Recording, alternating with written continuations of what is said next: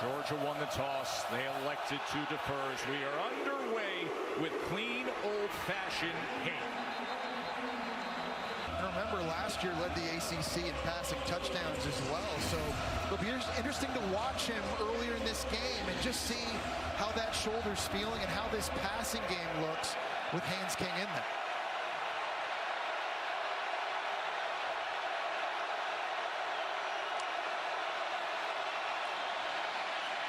Here's Haynes as Jamal Haynes takes it ahead for 3 yards. Michael Williams, and all of a sudden getting loose is Haynes, wrapping around that right side. Williams thought he had him. Well, a phenomenal job inside running here by Haynes at 190 pounds. He just kept his legs turned, Joe. Wow. Georgia wasn't able to get him on the ground to use that speed to bounce outside of Dalen Everett at quarterback. An explosive play right out of the gate for the Rambling Wreck. A 44-yard run on the first play of the game by Jamal Haynes.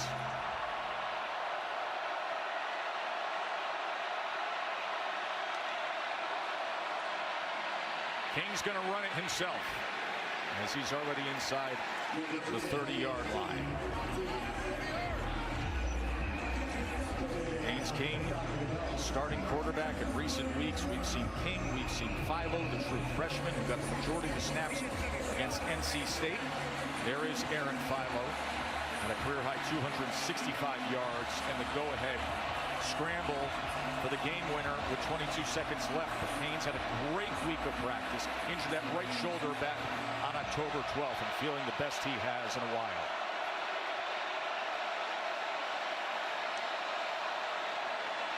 King off the play action as he goes to Eric Singleton.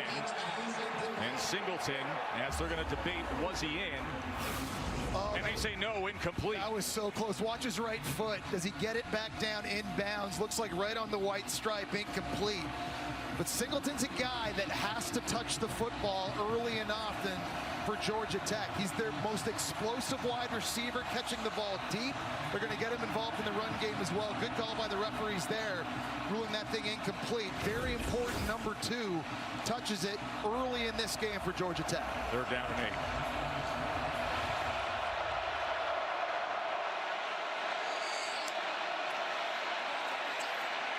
King goes underneath, able to connect, and the first man misses Malik Rutherford, who darts ahead to move the chain. Well, there's a soft spot right over the ball in zone coverage, and Rutherford was able to find that. A nice job by Haynes King, too, making a very quick and good decision, getting the ball out of his hands early and getting it to his slot receiver to move the sticks.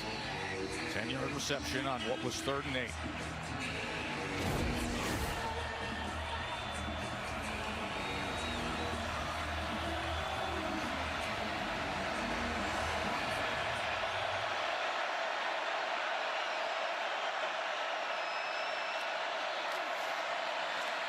Jamal Haynes goes straight ahead for about 2.5 yards. Williams with the tackle. Yeah, it's going to be tough sledding, I think, for Georgia Tech, trying to run in between the tackles. Georgia has a lot of very big and very athletic bodies in the inside of that D-line. You're seeing Nazir Stackhouse right there, 320 pounds at the point, oftentimes lines up right over the center. So the physicality for Georgia Tech up front, that is going to get tested against this front seven of the Bulldogs.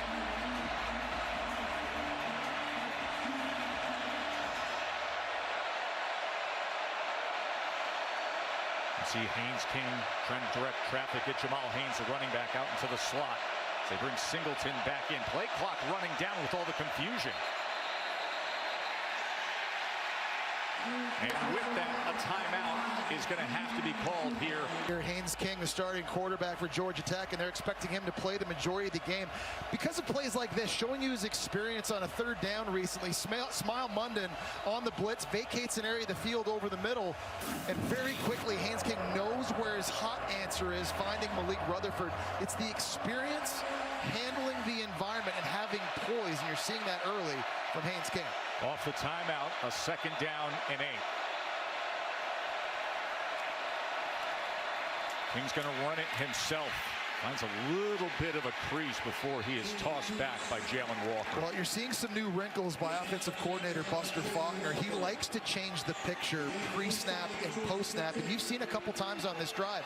One guy goes in motions and stops, another guy goes in motions and stops, and then maybe another guy goes in motion. They're trying to change the picture and confuse Georgia's defense. It'll be interesting to see how Georgia's able to get lined up early in this game. Big third down right here. Third down and 4.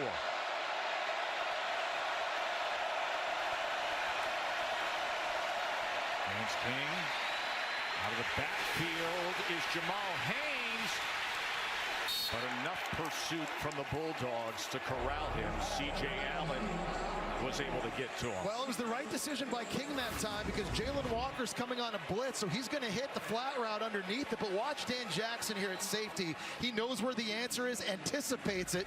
He's able to get out there quickly. Doesn't make the tackle, but he makes the play and slows down the forward progress of Jamal Haynes. Really nice job in the back end by Georgia's defense. Aiden Burr on to attempt to open up our scoring for the night.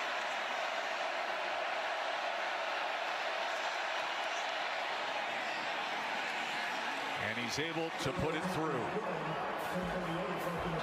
Of course, Georgia Tech, they both want to win this game. Dash Jones from the 2-yard line on the return. As he is met just beyond the 20. He's a much better athlete than I think people give him credit for. So that decision making that has to continue in this game today. Nate Frazier, the true freshman, is your starting running back, and he will get the first carry of the night as he spins ahead for nearly 8 yards. Man, he is so impressive. He started the last 2 games since Trevor Etienne has been injured. This true freshman is a violent runner. He runs so hard. His legs are always churning, and he always seems to fall forward. You see his production now here in the second half of the season. It's been off the charts. Had 136 yards and 3 touchdowns against UMass. Second and 3. Beck. Quick to the outside, incomplete. Katie. Yeah, Tesh, Trevor Etienne was able to run this week. He got up to 20, 21 miles per hour, but he was unable to do any team workouts. So that's why he still remains sidelined. I talked to Mike Bobo pregame. He said Nate Frazier is their go-to guy. They want to be judicious with his carries early because they want him fresh going into the 4th quarter. Look for Cash Jones to be a guy they utilize on third downs. And there is Cash Jones out on 3rd and 3, Katie, as he's flanking Carson back.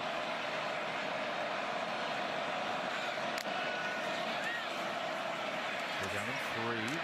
Back incomplete through the hands of Arian Smith. And that's been the problem all season long for this receiving core of Georgia. They're so talented, but they've been putting the ball on the ground. This is an easy under route here by Arian Smith, their leading receiver, and he drops it. That's the 33rd drop this season for Georgia wide receivers. That's the most in the FBS. So after Georgia Tech comes down the field, had the one big play, and they get the field goal of 3 and out for Georgia. But Thorson, the Aussie, on to punt.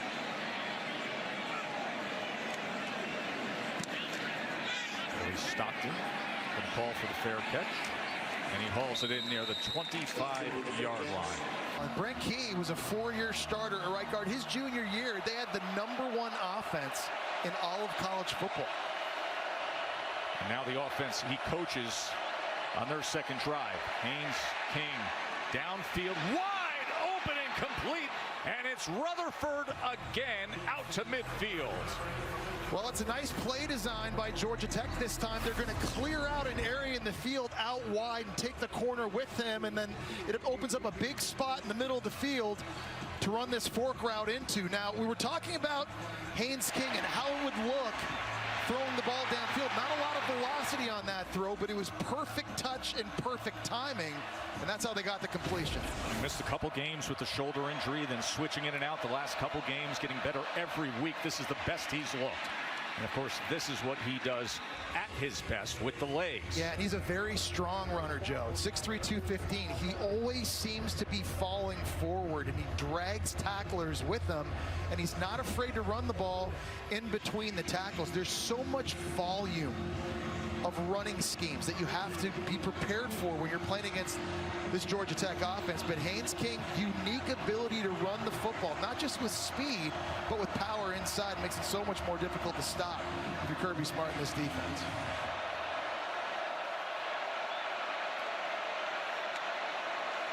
Second and 5. Alexander up right tackle. Alexander keeps his balance for another Georgia Tech first down. Really nice job by the right side that time of the Georgia Tech offensive line. It's a stretch zone play. You saw the athleticism, their ability to get up. Nazir Stackhouse gets cut block right here inside. They put him on the ground. That opens up a little bit of a crease for Alexander to get north.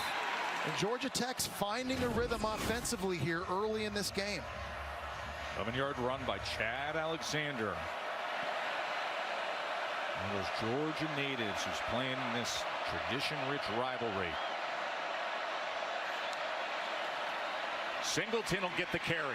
He's a dynamic playmaker. They want to try to get him the ball as often as possible. Yeah, and they find a lot of different ways to do that, Joe. Whether it's just throwing it to him conventionally, they'll throw him screens, you'll give him jets, you'll see him on reverses. Again, he cannot touch the football enough. And he had a huge game against Georgia last year. 4 catches for 96 yards as a true freshman.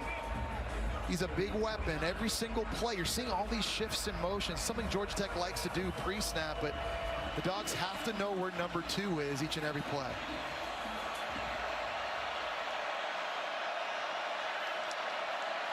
Second and 5. Fake the short pitch as Haynes King drives it ahead. It'll be 3rd and 1 from there. Well, there's just so much misdirection in this Buster Faulkner offense, really. I mean, you're pulling offensive linemen one way and guys are going in jet motion and you're faking handoffs. If you don't have good eye discipline as a defense, the ball gets run right by your face or it gets thrown over your head. You see Jeep Wade, their offensive line coach, who's done a tremendous job with his unit up front. Zach Pyron is now in at quarterback as King is split out on 3rd and 1. He's 6'3", 220, a big runner. 3rd and 1, he's going to take it straight ahead, and let's see will they mark it, because the interior of the defensive line of Georgia was stout, and I think he's going to be about a football length short. Looked like Jalen Walker and the Dogs clogged things up. Yeah, Chaz Chambliss did a great job of the defensive end position, crashing inside and holding the point. Then it was just like a wall, and Georgia Tech staying on the field. They're opting to go for this here early, right inside the 25-yard line. Here we go with a 4th down. They're 14 of 24 on the year. Haynes. I don't know that he got it. He is torn down and ripped back. Raylan Wilson and the rest of the Dogs with a turnover on downs. It was Nazir Stackhouse inside. We've highlighted him a couple times early in this game up against the left guard, Joe Fusel, right here one-on-one. Watch what he's able to do at the point of attack. He just buries the left guard. Wow. Gets penetration, and that's all they needed. A phenomenal job by this Georgia defense. These last 2 plays in short yardage situations, being the more physical unit. And that has galvanized Glenn Schumann, their defensive coordinator, and the rest of this team. Here's Robinson getting a carry, and that's good to see as Roderick Robinson, who has missed so much time with a turf toe injury, back to action. Well, it's so nice to have the depth in the recruiting that Kirby Smart has. When you lose Trevor Etienne, you can roll out the number 3 running back in high school last year, Nate Frazier, early, and now Roderick Robinson with his talent. Good to see him back on the field.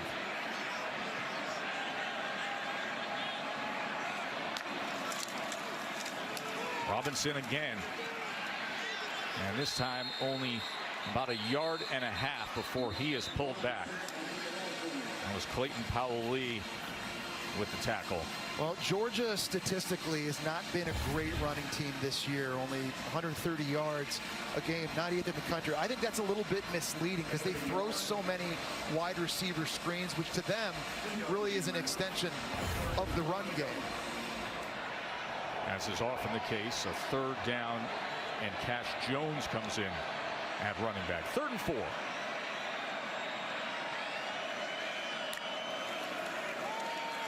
Back with time. time, and he gets it complete to Dylan Bell for a first down. That's a nice job by Dylan Bell, making a catch in traffic. We talked earlier about all the different drops Georgia has had. Dylan Bell on the slant route gets the inside release.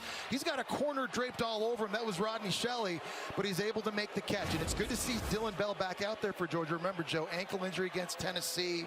They weren't sure if he was going to be able to go, already making a play early.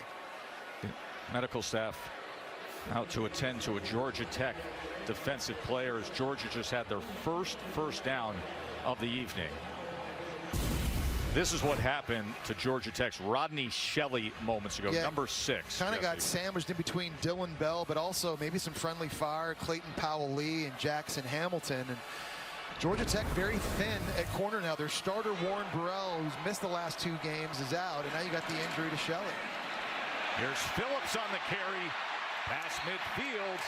So you got a thinned out defensive backfield for Georgia Tech, and you have a Georgia team who's more committed to the run on this drive and having success. But that injury is going to be something offensive coordinator Mike Bobo is very aware of. And when you've got speed on the outside at receiver like Arian Smith, you just wonder if you want to take a shot into now against the replacement cornerback in Zachary Toby, number 23.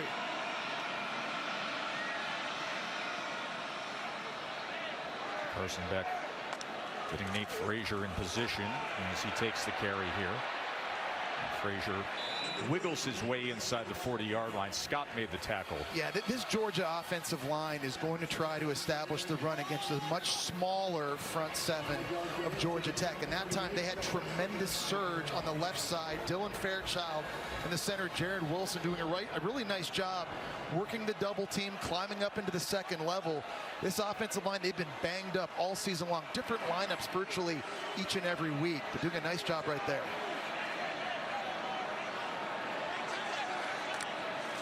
Second and 5. Beck, play action, gonna take a strike to the end zone, and it's beyond the intended target, London Humphreys.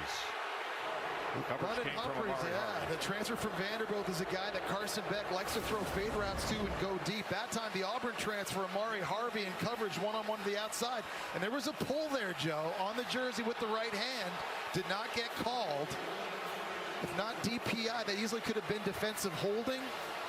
But they're going to let that one go. And what you're looking for now is consistency on both sides. If you're not going to call that against Georgia Tech's defense, that shouldn't get called against Georgia's defense either in this game. 3rd and 5. Jones is going to be 3 yards short of that line to gain as Micaiah Scott came up with the tackle. You're in that area of the field now. If you're Georgia, you're just going to go. And they're hurrying up right now, 4th down, lining right back up, keeping Cash Jones on the field. You could tell by that 3rd down play call they had already made the decision. Here's a 4th and 3.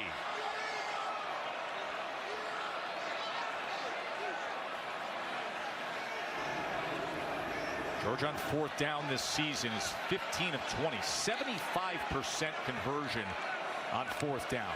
4th down and 3 for Carson Beck and the Dogs. And an easy pitch and catch to Dylan Bell. 1st down, Georgia. This is a great job of anticipating by Carson Beck, throwing the out route to Dylan Bell. He gets this thing thrown way before Bell over here breaks out of his route. Just watch Carson Beck and the timing of this. You'll see Bell come into the screen. That's like an NFL throw to the speed out. You just can't do it better.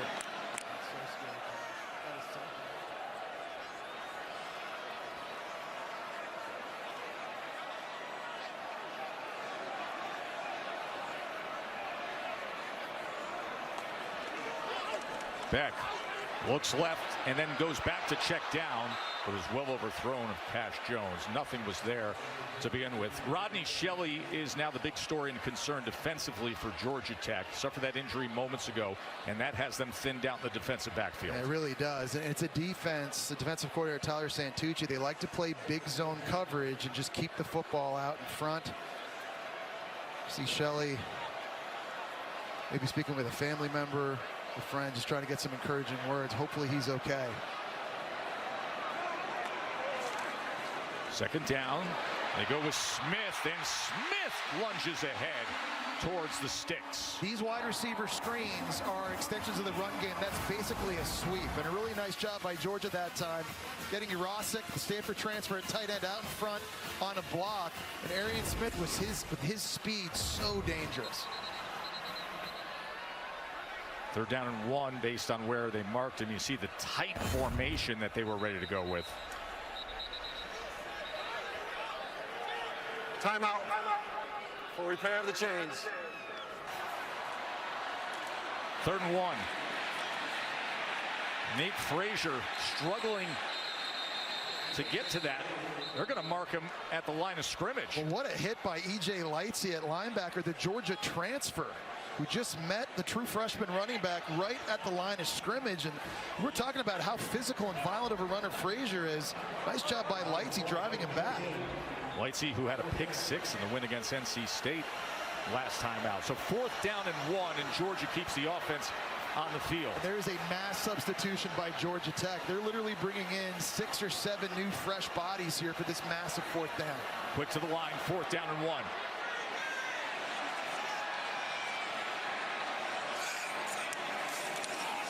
Frazier, 4th and 1. He tries to reach for it, and they're marking him short.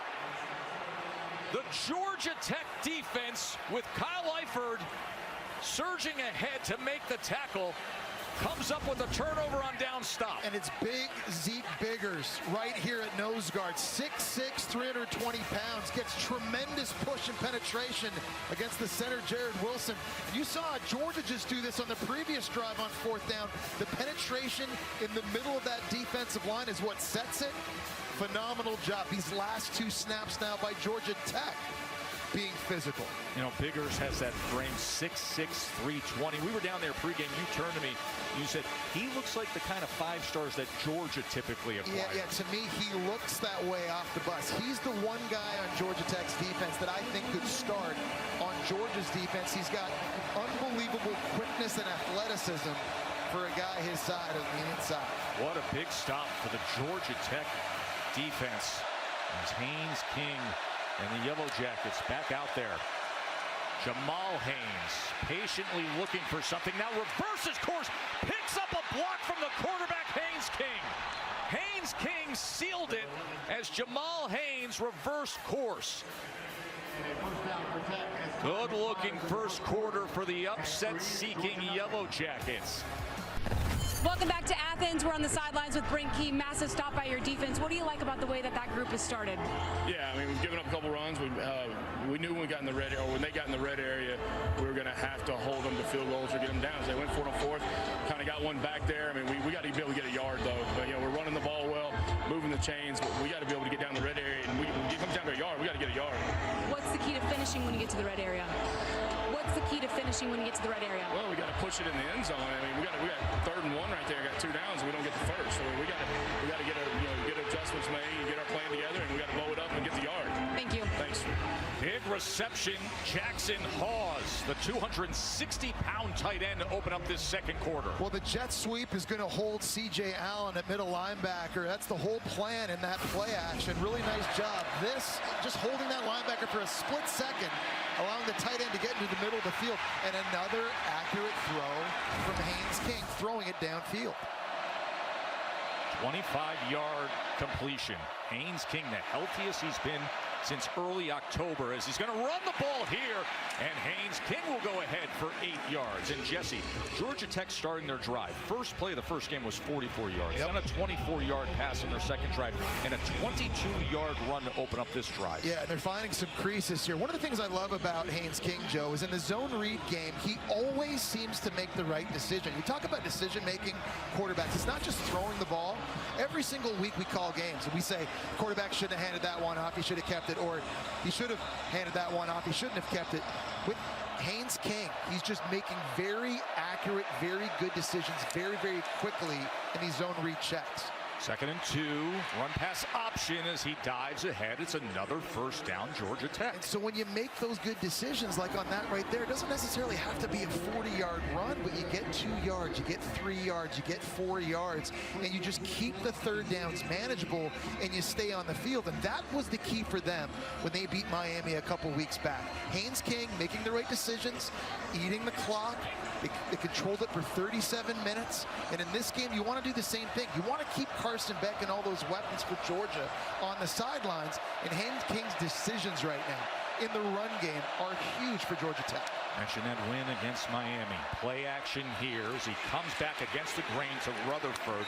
That was their first win over a top 5 ranked opponent since 2009. Miami was number 4 in the country, undefeated. And that's why I think Georgia Tech is so dangerous right now, because obviously they're motivated with this being a rivalry game, but Joe, they're also confident. Yes. I was talking to Brent Key pregame. He told me, we feel like if we play our A game, we can beat anybody in the country. And they're coming into this game here tonight on the road in this kind of hostile environment on national TV trying to make a statement. 2nd and 6. King gets it out quickly, gets it complete. Singleton, first down Tech. And a really nice job of anticipating a throw that time by Haynes King. It's a simple curl route, and you've got Singleton coming across in motion. When you send a receiver in motion like that, it guarantees him access. No one is going to try to press a receiver in motion, because if you miss, it could be a deep shot down the field. So really good job, play design, pre-snap, nice route, good throw. Remember, Haynes King leads the ACC in completion percentage. He's 6 of 7 to start this game.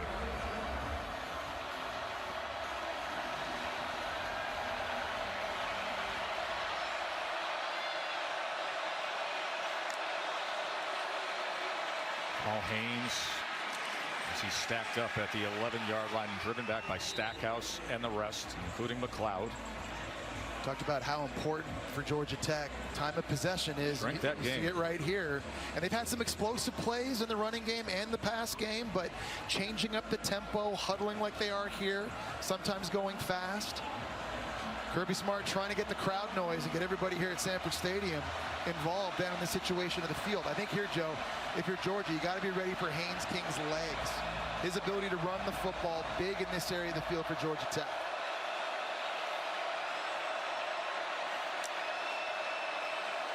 Alexander on 2nd down as he spins his way towards the 7-yard line. It'll be 3rd down from there. So Haynes King's experience, obviously, very important in a situation like this, right? You're down close.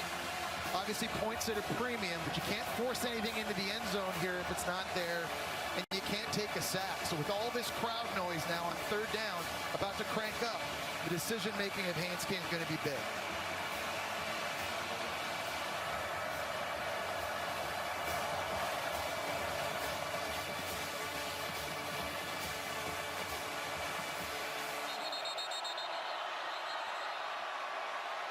And it's going to be a timeout used by Brent Key. In this rivalry game, here we are, 2nd quarter. Joe Tessitore, Jesse Palmer, Katie George with you. A 3rd down and 4. Haynes King with time to the end zone. Incomplete. Threw it a little bit behind Eric Singleton. Well, I think Haynes King felt Smile Munden in zone coverage on the left side of the end zone, and he knew he couldn't lead him too far to the left. So you see 2 down here, he's playing that, and Haynes King's thinking, if I put this out in front, this might get picked in the end zone. He was trying to protect the throw a little bit too far behind Singleton that time. As you see Haynes King talking it over with his quarterback coach, Chris Weinke. Aiden Burr. Off the upright. Off the upright. They come away empty. And Jesse, during the commercial break, I just turned to you. I said, hey, you want to pull off something magical and special against the number 7 team in the country. You got 3 drives into Georgia territory. You got to come away with points. Yeah, and you're playing against a team that's won 30 in a row at home. And that normally is a gimme for him. First miss under 30 yards this season. Frazier, as he is wrapped up and thrown back. Kevin Harris with the tackle. Well, we've seen Georgia be much more committed to the run game early than we've seen most of the year, certainly in recent weeks as well. And Georgia Tech, I think, understands now defensively they've got to bow up here, and if that means bringing a safety down in the box, getting more bodies close to the line of scrimmage, try and stop this running attack. Two tight ends to the left on 2nd and 7. Beck. As he tried to check it down to Frazier, but it went into the ground, so it'll be 3rd and 7. That's a time that Carson Beck just needs to stay in the pocket. There was no threat to make him want to leave and get outside. His feet were all discombobulated, and that's why there was the inaccurate throw. So now you've got a big 3rd down coming up. And for Georgia Tech, they've got to be able to find ways to get pressure on Carson Beck and affect him in these 3rd and long situations. Their best pass rusher is number 9, Romello Height, right here, the transfer out of USC. He's their twitchiest guy. He's got to be able to win. He's going up against Monroe Freeling, a true sophomore at left tackle. See, Georgia's just 1 of 4 on 3rd down conversions. Beck with pressure, straight ahead, and he is sacked. They get to him. He is brought down on a critical 3rd down by Clayton Powell-Lee. There is pressure coming all over the place. This time it's coming from inside. Tajay Butler right here blowing up Cash Jones. You got Powell-Lee coming. You got Romello Height coming from the outside as well. The entire thing caves in. Carson Beck can't get to the outside. You can't step up. Phenomenal job getting the pass rush in a 3rd and long situation by Tech. And now Brett Thorson all of a sudden is going to be punting from his own end zone. The 2nd 3 and out for Georgia tonight. Stockton looking to provide good field position. A big boot from Thorson, driving him all the way back to the 30-yard line, where Stockton takes the punt return. Not coming away with a lot. Only 3 points stuffed on 4th and short. They missed a field goal. They've got to start capitalizing and paying off these drives. Yeah, 3 drives into Georgia territory, and yet just 3 points. Jamal Haynes takes it straight ahead out to the 39. Impressed with Jamal Haynes. He was a receiver last year and switched over to running back in fall camp, and he's learned very quickly how to be a tough runner in between the tackles. Normally small guys that have a lot of speed always want to bounce it to the outside, but Jamal Haynes, very patient and very tough. He can have a heavy workload. Last year carried it 174 times. For a tiny running back, he's definitely one of those guys that gets better as the game goes on. He was playing scout team, and he was playing slot receiver, and then all of a sudden he bursts on the scene with a 1,000-yard season. This is complete past midfield to Chase Lane. Great job on the progression here, this time by Haynes King, stepping up in the pocket. And he's able to just kind of survey over the middle. He doesn't have Singleton on the post. He's able to get back and get his feet set to the Texas A&M transfer, Chase Lane, on the dig route. That's a great relationship with Haynes King. They were both at Texas A&M before coming to Georgia Tech. 18 yards there.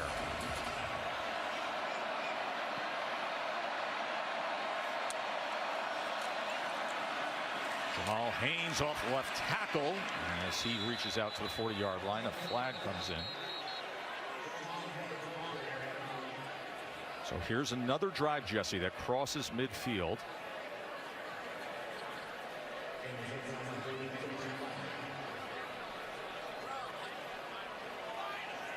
That's going to be against Georgia. Defensive holding.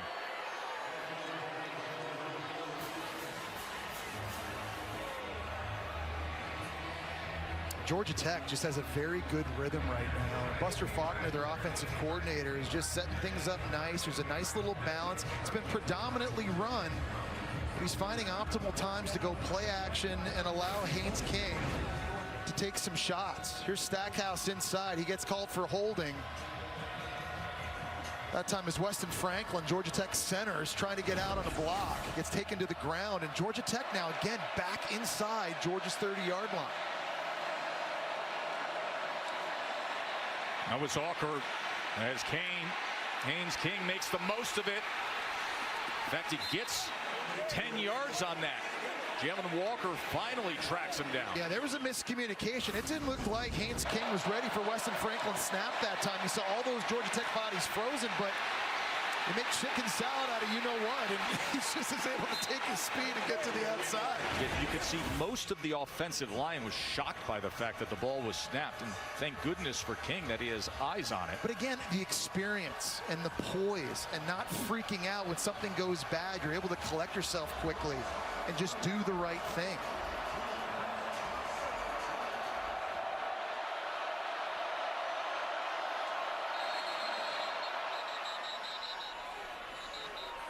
Now the whistles blow prior to the snap, and I believe Tech is going to exhaust their final timeout, and we will take the break. Just over 6 minutes to go.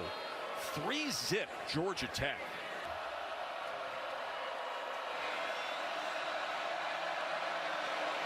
Off the timeout, field goal lead for Georgia Tech. Haynes King not finding much of anything, spinning ahead into the tackle of Warren Brinson. Yeah, and Georgia Tech now has already used all 3 of their timeouts. We've seen at times, Joe, there's been some miscommunication and confusion. Guys getting lined up in the wrong place. Haynes King having to move guys around. They're trying to shift in motion a lot, but they're not going quick enough, and they're forced, Brent Key is forced to call these timeouts. I know they're trying to bleed the clock and own the time of possession, but there's got to be more of a sense of urgency now for Georgia Tech. 16 minutes to 8 minutes is the current time of possession. All timeouts have been used. Second down and 8. Jamal Haynes back in motion. Here's King.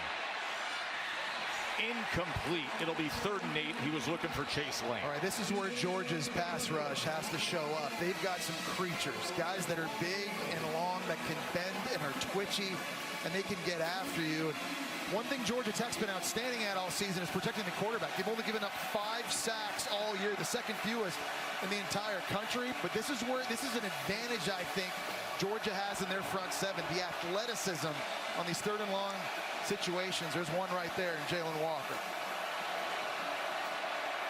He had 3 sacks against Texas. 3rd down and 8. They bring the pressure straight up the middle. It is complete.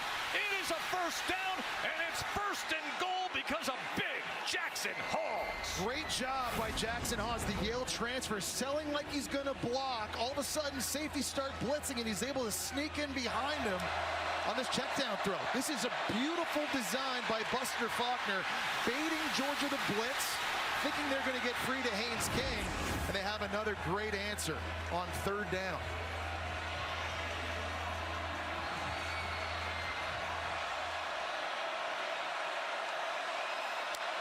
First and goal. King into the end zone. Sting him.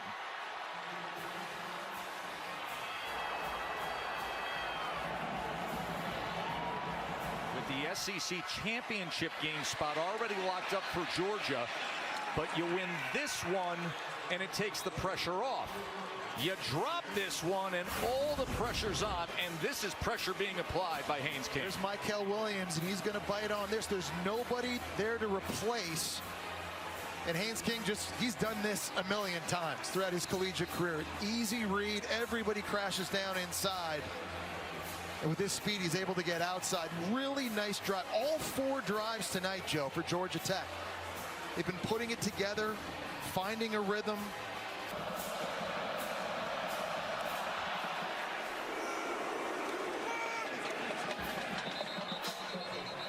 That Rodney Shelley is out injured at this point. So can Carson Beck and this Georgia offense take advantage? Play action. They go with the tight end, who is upended and then dragged down. That was Jurasic on the reception. Yeah, Saeed Gibbs did a great job that time, recognizing Carson Beck keeping the football. He stayed out in the flat, didn't bite with the play fake, so he was in position to make the tackle on the Stanford transfer tight end. Remember, it is Gibbs who's in for the injured Shelley. 2nd and 9. That is up in the air and falling harmlessly to the turf. Dylan Bell was the intended target. It's 3rd down and 9. What a phenomenal play by Kyle Eifert, a middle linebacker, on this one, because he's lined up here. He sees the running back going this way. He jets off, and then he was able to recover and somehow get his hand on this throw. He's going right. He comes back and goes left. He's able to get that tipped, and they're lucky. Normally, tips in the middle of the field lead to picks. Here's another 3rd and long situation. Third down and 9. Beck. That is complete for a first down. Benjamin Jurasik. Really nice job by Georgia up front, getting some pass pro. Amari Harvey is still down. And that's the other starting corner, Joe, for Georgia Tech. 30 down one starter. Now you got the other. They're trying all this junk up front. And Georgia's offensive line, after giving up a sack on the last 3rd and long, give Carson Beck a clean pocket to survey the field for finding his tight end over the middle. This is a big opportunity for Georgia to score some points here at the end of the first half. Remember, they're going to get the ball first in the second half.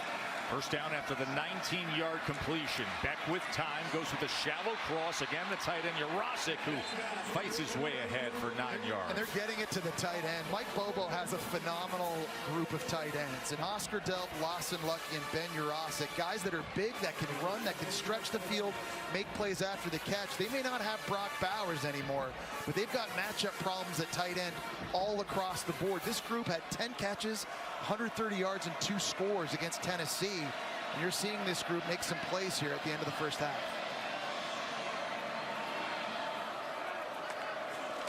Second and 1. Receiver screen. Love it. And that's a first down. Ball came out at the end there. The ball came out at the end there, and it's a fumble recovery. Georgia Tech. Jackson Hamilton was quick to get on it, and it's a turnover, and with 3 minutes to go, Tech's got the ball again. What a play. Saeed Gift, 16, you see him right there. He tries to slip the block. He's able to catch up, knock the ball loose with his left arm. And Jesse, look who came into the game there. That's Warren Burrell, who was dealing with the injury, but they're so thinned out that he was out there on the field. Probably not 100%, and still helping to make that play. Everything seemingly going right now for Georgia Tech, and now they have a great opportunity with the ball back here at midfield with 3 minutes to play to try to tack on to their 10-point lead. Remember, Georgia hasn't been shut out in the first half of the game since 2019 against Kentucky. Off the turnover, Haynes King. Nothing happening there. Smile London wraps him up. Yeah, this is a big sudden change situation now for this Georgia defense to try to slow down this momentum. And you were just on the field, you just gave up a touchdown. Your offense turns it back over right away. You got to get back out there. They've already played a lot of snaps. They've already been on the field for a lot of minutes in this game, 17 and a half. And they need to bow up here, get back off the field again, get the ball back to Carson Beck. All the pre-shift motion. Empty look here for Haynes King.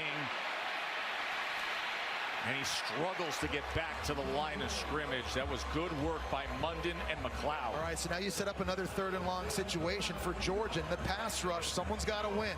It's Michael Williams, Jalen Walker, Damon Wilson, Chris Cole. They've got a lot of dudes up there at the 2-minute timeout. Looking to rally for their defense. Georgia Tech with a 10-zip lead, facing 3rd and 10 against number 7 Georgia, and King gets it complete again past midfield. This is Chase Lane, first down, Yellow Jacket. This offensive line has only given up 5 sacks all season long, and this is like stunt city up front, and nothing is phasing him right now. Look at the pocket Haynes King has to throw from. Quickly getting it out to Chase Lane again. Remember, no timeouts remaining for Georgia Tech. They exhausted those as they had situations with all the shifts and pre-snap motion. But I like the job by Buster Faulkner, the offensive coordinator, of changing up the tempo there. You get the big first down there on 3rd, and you get right up to the line of scrimmage, throw a receiver screen out to Lane to get more positive yards. Faulkner, who had been on this Georgia staff when they won those national championships. Nothing much for Chad Alexander. C.J. Allen with the tackle. Minute and a half to go before we get you to Kevin and Booger in the studio. You see Buster Faulkner on one side. You see his former boss, Kirby Smart, on the other side. You're trying to get to about the 35-yard line. I think if you're Georgia Tech, to feel pretty good about your kicker, Aiden Burr. He kicked a 51-yarder at Virginia Tech. That's his long on the season. Also missed one that went off the upright earlier tonight. 3rd down and 1. It's Haynes. Haynes King getting loose.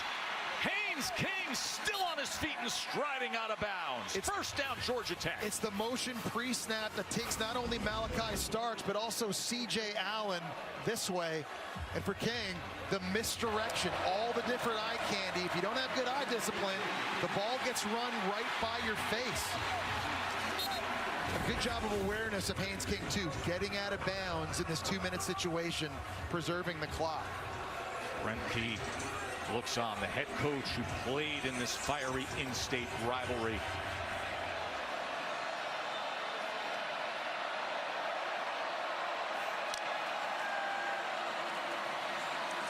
All Haynes is wrapped up near the 20-yard line. C.J. Allen again with the tackle.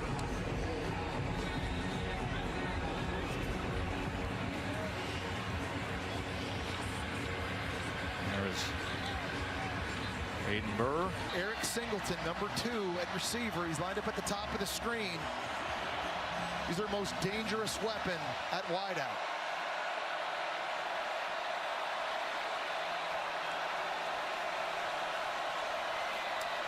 Second and 8, under a minute till halftime. Haynes King with time. Comes shallow to Singleton. Singleton inside the 5-yard line. Georgia Tech's in business. Well, it took a long time for Singleton to get through the wash that time. He's trying to run through the middle of Georgia's defense and a lot of bodies there, but Haynes King, he stuck with him. He allowed him to clear, then a nice accurate throw. And he's going to clock it. Remember, no timeouts remaining. So he clocks it on 1st and goal and leaves 44 seconds. Yeah, and in a place of the field where if you're Buster Faulkner with all the jet sweep motion and all the misdirection, trying to get Haynes King outside on a run pass option, using the fakes to freeze linebackers, try and let tight ends and receivers clear out the other side. But look at this, 300 yards of offense. And a time of possession, nearly 10 more minutes. Hey. 2nd and goal.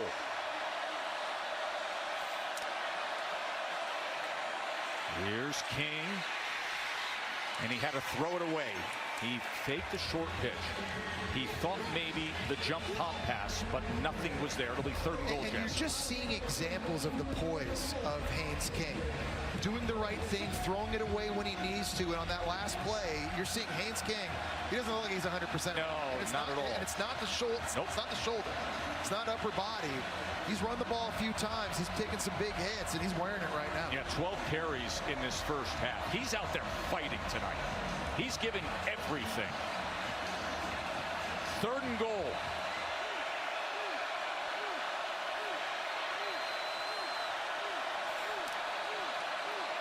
King. Pressured. Stays alive. Jamal Haynes reaching and getting it. My, oh my, what a play. Touchdown, Georgia Tech. Phenomenal effort that time by Jamal Haynes out in the flat. Georgia fans left stunned by what they're seeing here in the first half. Haynes King is just gutting this thing out. That was an incredible job, Joe, that time, just staying on his feet, but then finding Haynes here on the outside. Look at the Superman dive by Jamal Haynes. But to your point, Haynes King just to keep it alive, and then this finish.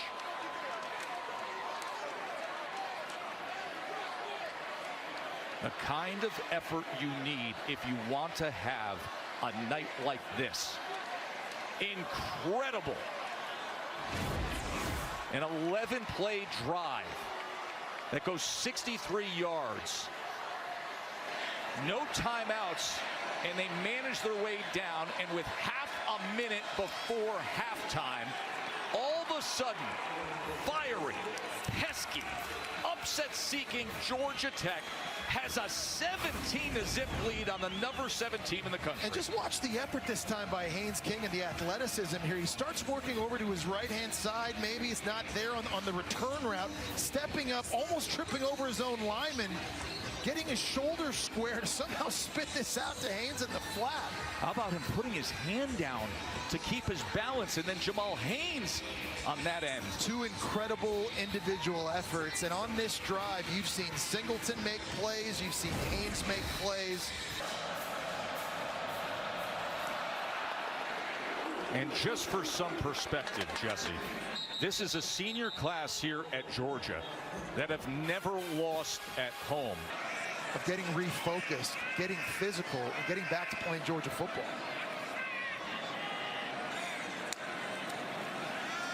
Carson Beck, final moments of this first half. That was batted right at the line of scrimmage. An active defensive line getting in those passing lanes. Yeah, we've seen Georgia Tech make some plays up front. That's the South Carolina transfer, Micaiah Scott, getting the big paw up there. Looked like Carson Beck may have had a throw to Arian Smith on the in route. You've got to be impressed in all facets of what Georgia Tech's been able to do.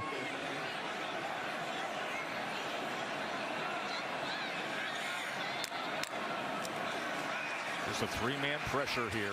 They drop 8, so they go underneath with Robinson. Robinson will have the first down as they try to manage these final 18 seconds. Powell Lee with the tackle. He had a sack earlier. 2 timeouts left. They'd love to at least get a field goal out of this. You got to get to about the 37-yard line to get in Peyton Woodring's range. He hit a 55-yarder against Clemson, first game of the season. Beck looking to extend the play. Now he will run. Remember, 2 timeouts remain for Georgia. Georgia team that already knows they're playing in the SEC championship game next week. But that's only part of the story, as the timeout will be utilized. Georgia's won 25 straight night games at home. Now in a 17-point hole. It's an unranked Georgia Tech. Beck, final seconds, he just gets it to the outside to Lawson Lucky. In all likelihood, unless this is a bang-bang play, you can use that final timeout. This may be a last throw heave. Unless you're gonna, you can work any part of the field here. It doesn't have to necessarily be sidelines. If you hit it quick, get down, call a timeout, you might be able to give Peyton Woodring an opportunity. Right now, there's nobody over the middle, over the ball for Georgia Tech. Can they accomplish that with only 5 seconds remaining, as Georgia Tech, you see them playing way off and deep. There it is, quick to the outside, and is that 1 second remaining? Yes. Lawson Lucky with the reception. Georgia Tech just giving that up on the outside, 2 straight plays. Georgia's going to call their final timeout and give Peyton Woodring an opportunity here. So nice job by Carson Beck to get this accomplished. There's nobody within 25 yards to the line of scrimmage on the back end for Georgia Tech. They were just giving that up. Nice job making the catch and doing it quickly. He's hit from 55, this from 53.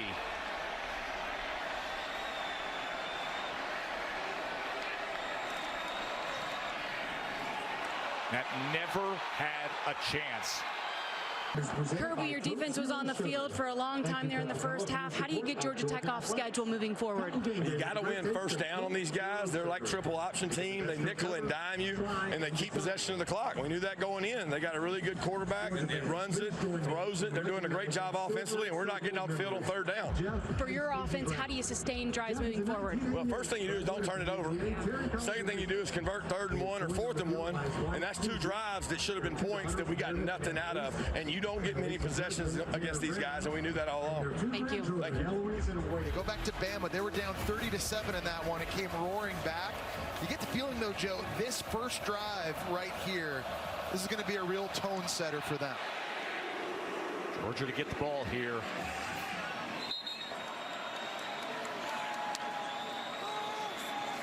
Here's Frazier out of the backfield as Frazier is knocked out the 30-yard line. We just showed you some series history of where there have been instances where Georgia Tech has been out in front before. Has been doing an outstanding job in this game, and you go back and take a look at that last hit, 23 to Zachary Toby. He goes down hard. We've seen 3 corners from Georgia Tech already go down and have injuries here in recent weeks. It looks like there may be 2, maybe even 3 ACC teams that get in if Clemson's able to beat South Carolina tomorrow. Clemson or Miami against SMU for the ACC championship. Downfield incomplete. Dominic Lovett had a chance. And that's a play they got to make with all these injuries on the back end. for Georgia Tech. Carson Beck trying to take a shot, and we talk about all the drops and contested drops. That's just a play Dominic Levin has to be able to make on a perfect back shoulder from Carson Beck. He's seen that time and time again this year.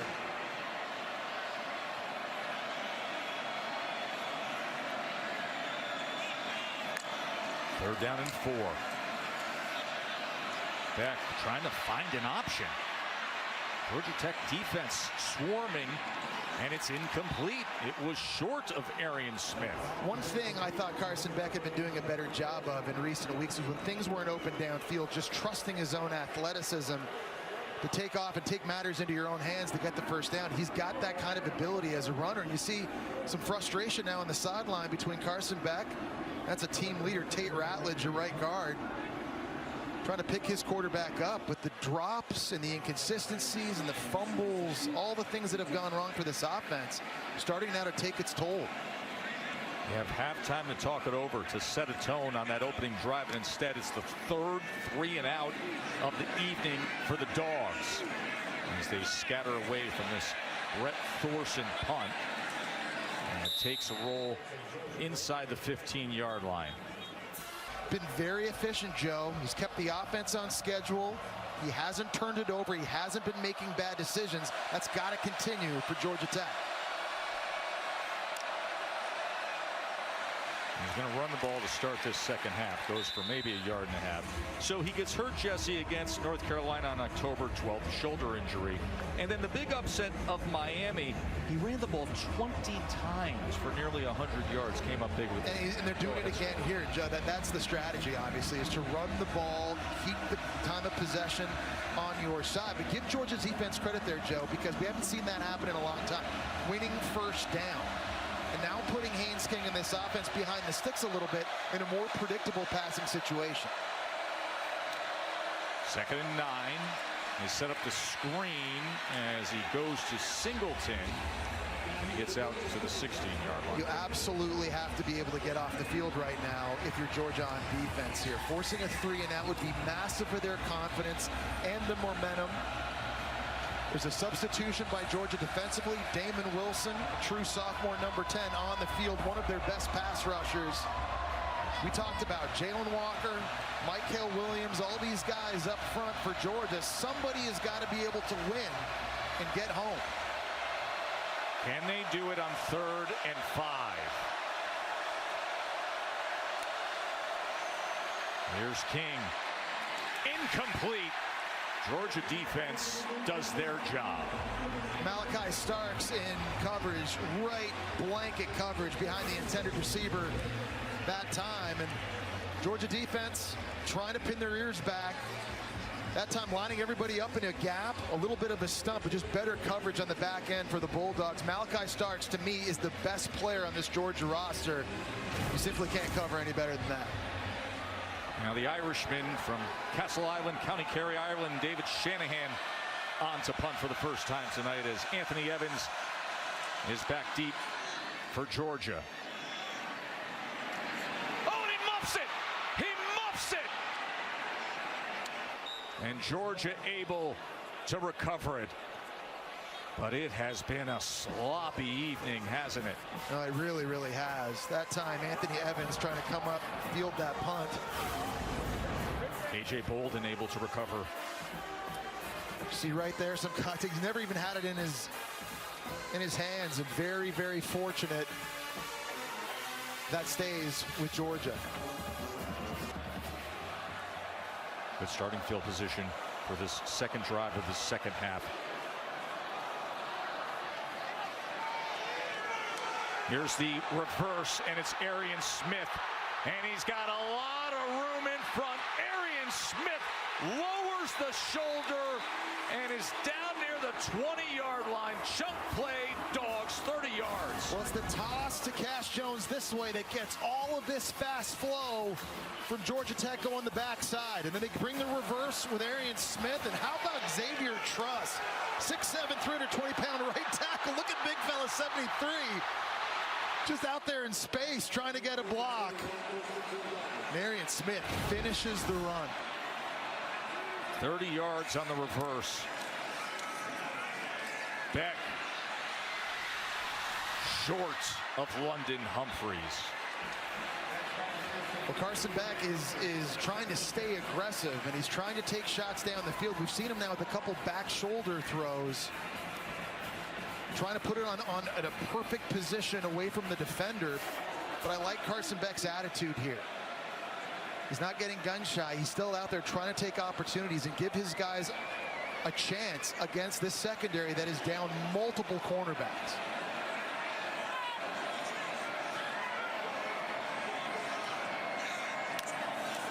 Second and 10. Frazier is 2.5 yards. Third down from there. Kevin Harris with the tackle. Well, one of the biggest improvements Georgia Tech's defense has made this year has been third down. Last year, they were the worst in the ACC, but under Tyler Santucci, their first-year D coordinator, they're now second best in the conference, and they throw a lot of different mixed looks at you up front. They try to line guys up in different gaps. You can't tell who's blitzing, who's not. And they've had some success early in this game on third down, getting off the field. You see it again here, mugging every gap up front. Here's a 3rd down and 8. Goes shallow, and Cash Jones will cash in. First down, Georgia. Cash Jones is such a good route runner coming out of the backfield, and Georgia Tech's got a good matchup on him, and Clayton Powell right here. He's a safety, but it's the angle route. Beats him across his face to get the completion on third down. Can't do it any better. So this is the deepest penetration by Georgia so far tonight. It's 1st and goal, Dogs. Can they finally break through after being shut out in that first half? First time in 5 years that's happened.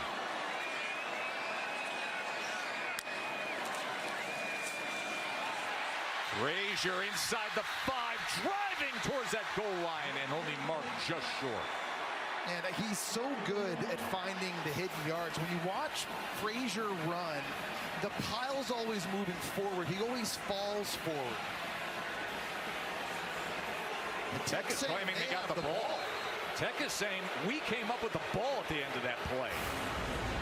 The officials are marking it down. Let's watch the end of this play. Maybe a replay coming. Does this ball come out? See Frazier. Listen, all of a sudden Daniels has the ball in his possession, but is Frazier's back on the turf, or even his backside on the turf before that happened? Remember, ruling on the field as he was ruled down.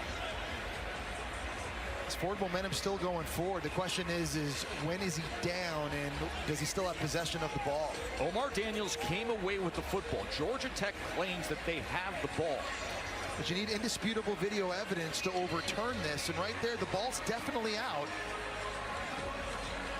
Frazier's down. The question is, when did that football start to come out? When did he lose possession of it in relation to him being down on the ground?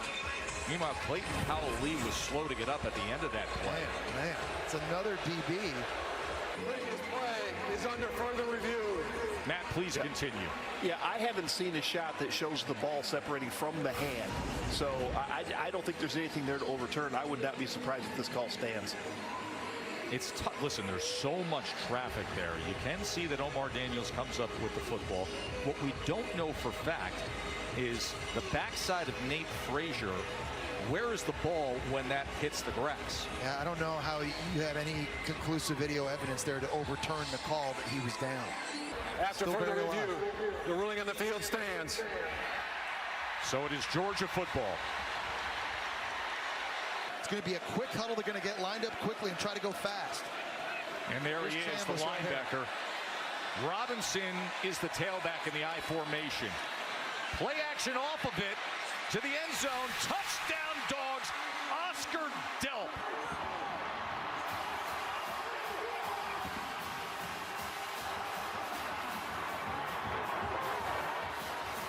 And that's a great wrinkle by Mike Bobo calling plays, because the only time this year they've had Chambliss in at fullback, they ran the football, so they're faking it this way, and it's Oscar Delp who's going to fight his way out here on the corner route and score. It's a nice job of Carson Beck just holding on to the very last possible second, and that's the answer the Bulldogs needed. And they're going for two, Joe. Go for Dos, brought to you by Dos Equis. Of course, many coaches will look at the big deficit. The analytics will say, hey, listen, grab the 8 if you can. That's what Kirby Smart is going to do here. Going for 2 as they finally get on the scoreboard. Beck swinging it around to Lovett, and Lovett is denied. Flags come down. We will check on that. Lovett came up with the flag and returned it to the official. Really nice job that time of Georgia Tech staying home and not biting on the motion and all the movement right after the snap. Illegal motion, offense, number 6. Penalties applied. The try is no good. The atmosphere is going to be unbelievable. Of course, the winner will play Georgia in the SEC champ. That's a live ball, so Singleton forced to field it. And the kickoff coverage by Georgia was right on top of him.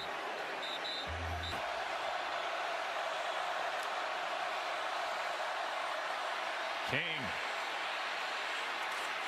As he gets it out to the 9-yard line, a flag is down.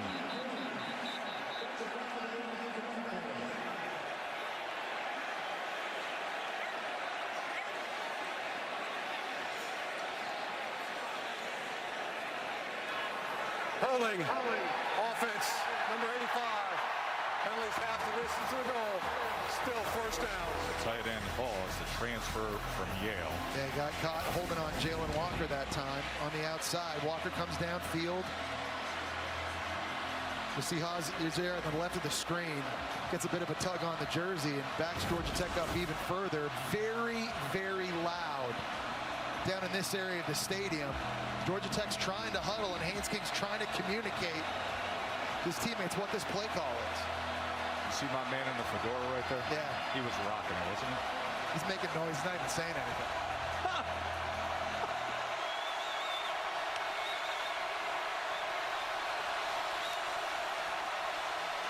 Here's King from the end zone, a strike. And look at this as Isaiah Canyon gives Georgia Tech plenty of breathing room and more. Well, Georgia's expecting runs, so when this play fake happens, everybody plays downhill. The slant comes in right behind it. It's another really good decision on an RPO by Haynes King and an accurate throw out in front of his receiver, true freshman Isaiah Canyon at 6'4". Nice frame to throw that slant into. That's now 5 plays over 20 yards for Georgia Tech tonight. What a big moment from Haynes King. They go with the jet motion with Singleton, who turns the corner and shows you the speed. Katie. Well, Tess, Brent Key said at halftime he's really pleased with Haynes King's play tonight. He said he's the toughest kid I know, and he's proving that to everyone else. He elevates the play of everyone around him, but Key was still very irritated by leaving points on the field and not capitalizing in the red zone. He wants to get back to that here in the second half, guys. See the numbers on Haynes tonight. Big play moments ago just to get out of trouble.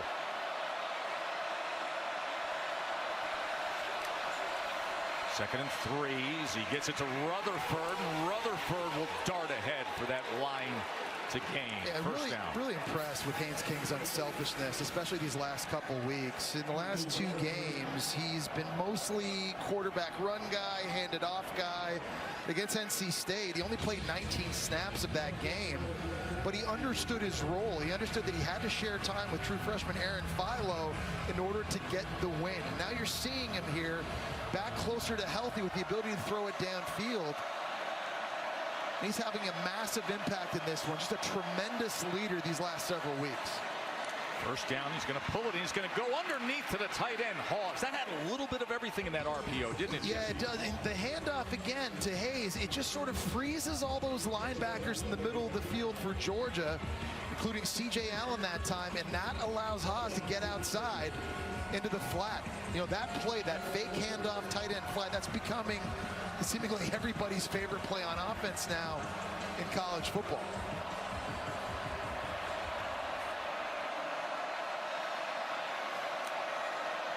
Second and 4. King. Here's Alexander, met right at midfield immediately by Dan Jackson. Yeah, the former walk-on in this game has really done a nice job of having his eyes in the right place and seeing plays develop. He saw that coming from a mile away, and he went downhill and absolutely blew it up.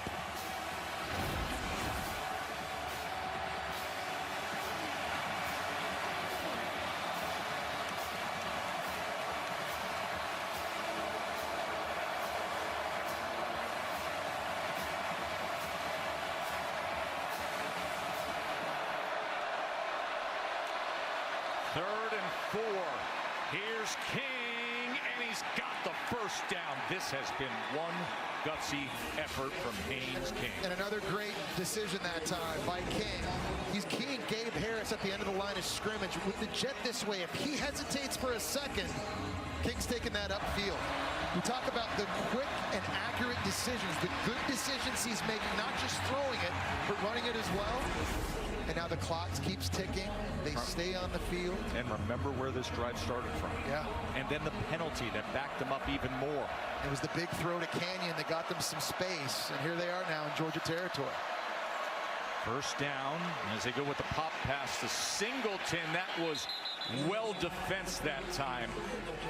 Yeah, there's so much volume to get ready for if you're Georgia's defense. I'm impressed. I mean, when you're playing Georgia Tech, you've got zone, you've got all the pulling linemen, all the quarterback runs we've seen. These receivers get involved in the running play. So much Buster Faulkner throws at you right there. And remember, this is a short week for Georgia.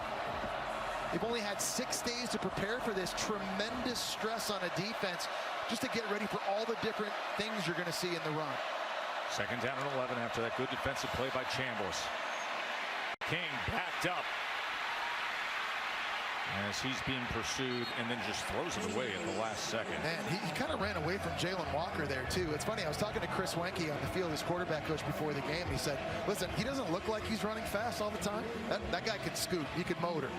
And Jalen Walker, one of the best athletes in the entire country. Just go back and watch the game against Texas. And that time, Haynes King was able to keep his distance away. Did the really smart thing, just throwing that ball away. Now 3rd and 11.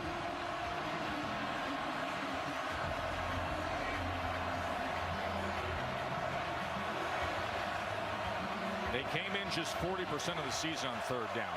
They're 6 of 10 tonight. 3rd down and 11. King pressured. He's going to try to run it himself. Kept his balance. Look at this, getting extra yardage. It'll be 4th down and 2. But because of that, Brent Key might go for this now. All of a sudden, that extra effort put them in position to maybe now stay on the field. There is no way that you thought in any way he was going to get that yardage on that play. And all of a sudden he goes for 8 yards. Look at him now, too. That is a fighter right there. He is tired. He is beat up. He's banged up. He came into this game injured, and he is just laying it on the line. Expect some form of zone read here, Joe. 4th down for Georgia Tech. And look at Haynes King at the line of scrimmage in command, making sure his tight ends lined up in the right place. Play clock is counting down.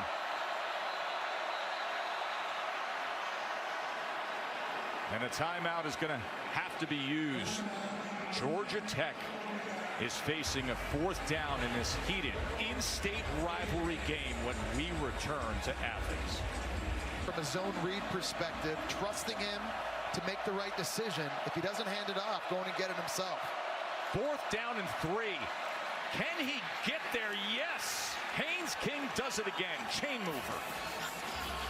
That time they're faking the pitch to Jamal Haynes, and they're just buying some time to pull the left guard, get the tight end around to the extra body and the point of attack. And we talk about Haynes King and the strong running style, just always falling forward, getting push. And just like when they played Miami, staying on the field, bleeding the clock, really constricting this game, it's worked all night long. Great job by the true freshman Harrison Moore on the block there. Jamal Haynes, he goes ahead for just 1.5 yards. By the way, let's talk about how this game began, because Jamal Haynes seemingly looked like he was wrapped up for about a 2-yard gain and just kept busting loose and went for 44 yards. It set a tone. Good point. We're talking a lot about Haynes King and the plays he's making, but how about Jamal Haynes as well? Not just that first run, but what about on the touchdown catch at the end of the first half, stretching it out over the pylon? They've had multiple guys making tremendous individual efforts. No doubt came into this game confident, motivated. They're playing like it.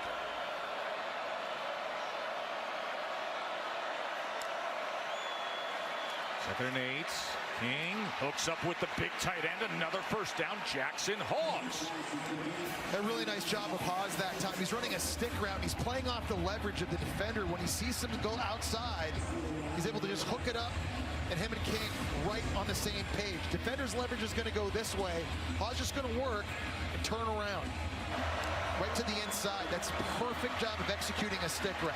Man coverage, you can break it outside zone.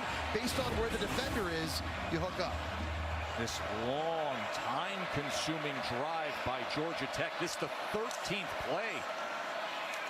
RPO, here's Singleton. And Jess, remember the field position, that compromised field position that they started with. They're eating away the clock here in the third quarter. And you're seeing what's so difficult to stop about this offense is all the misdirection, and then that play there is basically triple option. You're faking the handoff, quarterback might run. Instead he spits it out. The ball can be so many different places, virtually at the same time. Time of possession overwhelmingly in favor of the Yellow Jackets. 2nd and 9. King's going to run again.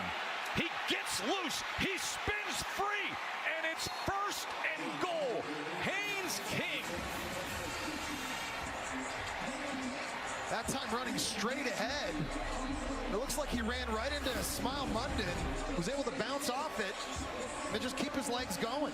Extraordinary effort, Jesse. Yeah, again, just refusing to go down and being smart. Ball security at a premium, obviously, in this point of the field. And Georgia does not have any answers right now for the quarterback run game.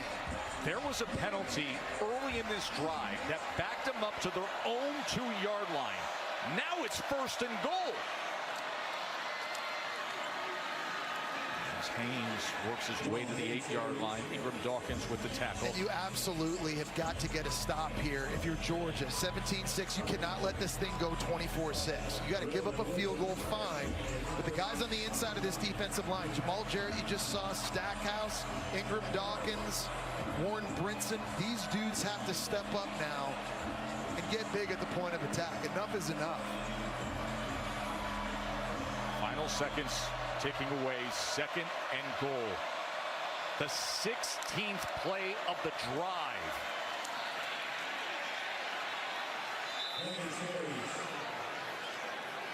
Unbelievable march down the field. Remember, they were backed up to their own 2-yard line. Who Kirby was just raving about. This is the start of the 4th quarter. Upset-seeking Georgia Tech and the courageous Haynes King at quarterback. Yeah, big tackle that time by Wilson on King. Look at this, just gets slammed into the ground. That's his 18th run and a little love tap on the face for added measure. That's a big stop for Georgia's defense right there. Keeping this thing a 2-possession game if this field goal is made. Couldn't let it get a 3-possession game if Georgia Tech had scored a touchdown. Aiden Burr on for the short attempt. Remember, he had a short attempt that went off the upright earlier.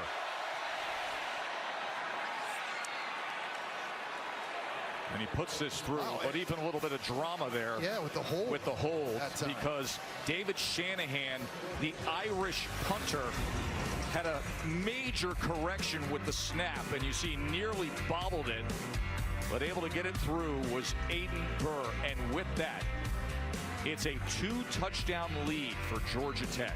If you're Georgia offensively, because obviously you're down 2 touchdowns, but the truth is you may only get 2 more possessions to get that.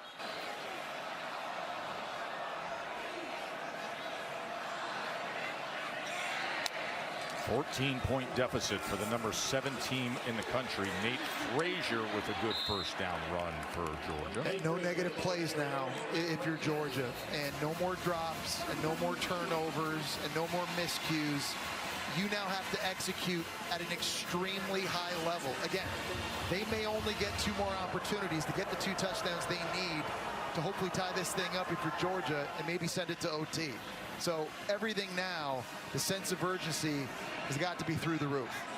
Remember, they're already in the SEC championship game, but they could have taken all the college football playoff pressure off of their shoulders with a win here tonight. Now can they rally?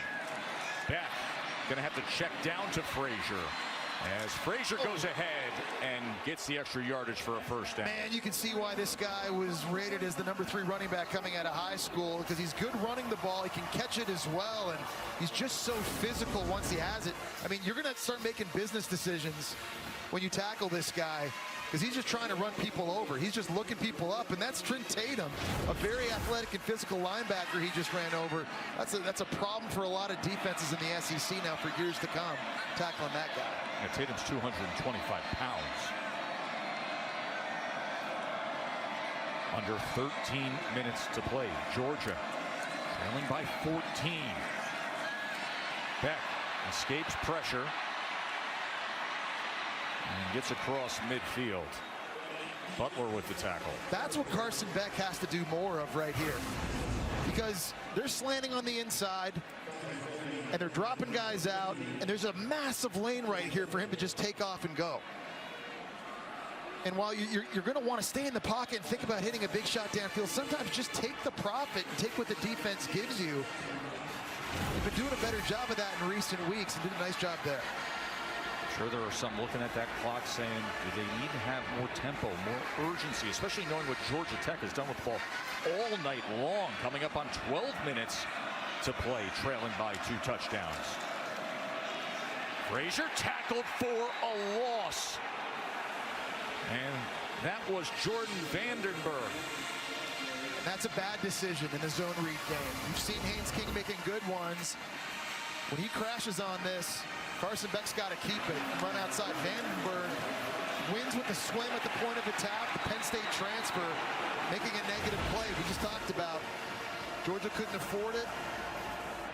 Brent Key has got to love what he's seen, especially from his front on the defensive side of the ball. They've been physical. 3rd down and 8. Georgia Tech showing A-gap pressure. And they come with it. Beck on 3rd and 8. Checks down to Delp. Delp, first down, Bulldogs. Well, it's a big blitz by Georgia Tech coming right up the middle, and Oscar Delp just kind of lines up here, and he's just going to kind of float out outside, and there's nobody there for Georgia Tech's defense. There's a little pump fake from Carson Beck, but they don't cover the underneath guy, and he made a good, quick decision. Robinson pushed back. That is Jordan Vandenberg again. I got to say, they've gotten so much better, Joe, Georgia Tech stopping the run. You're seeing Vandenberg here with another huge play, but last year this was the 3rd worst run defense in the entire country. Tyler Santucci comes in as their DC, and there's so much more sound. D linemen staying in their gaps, linebackers fitting the run, DBs filling quickly, everybody where they're supposed to be. And here they are all of a sudden, 100 yards less per game giving up rushing. It's phenomenal. 2nd down, Beck. Gets it complete in stride. It's love it. And that was a good job of getting through the progression very, very quickly. He wanted to throw that out wide to Oscar Delp, running a wheel route from the tight end spot. It wasn't open, so you get your eyes back to the middle of the field quickly, and there's an accurate throw, allowing him an opportunity to make the catch and try to turn it upfield.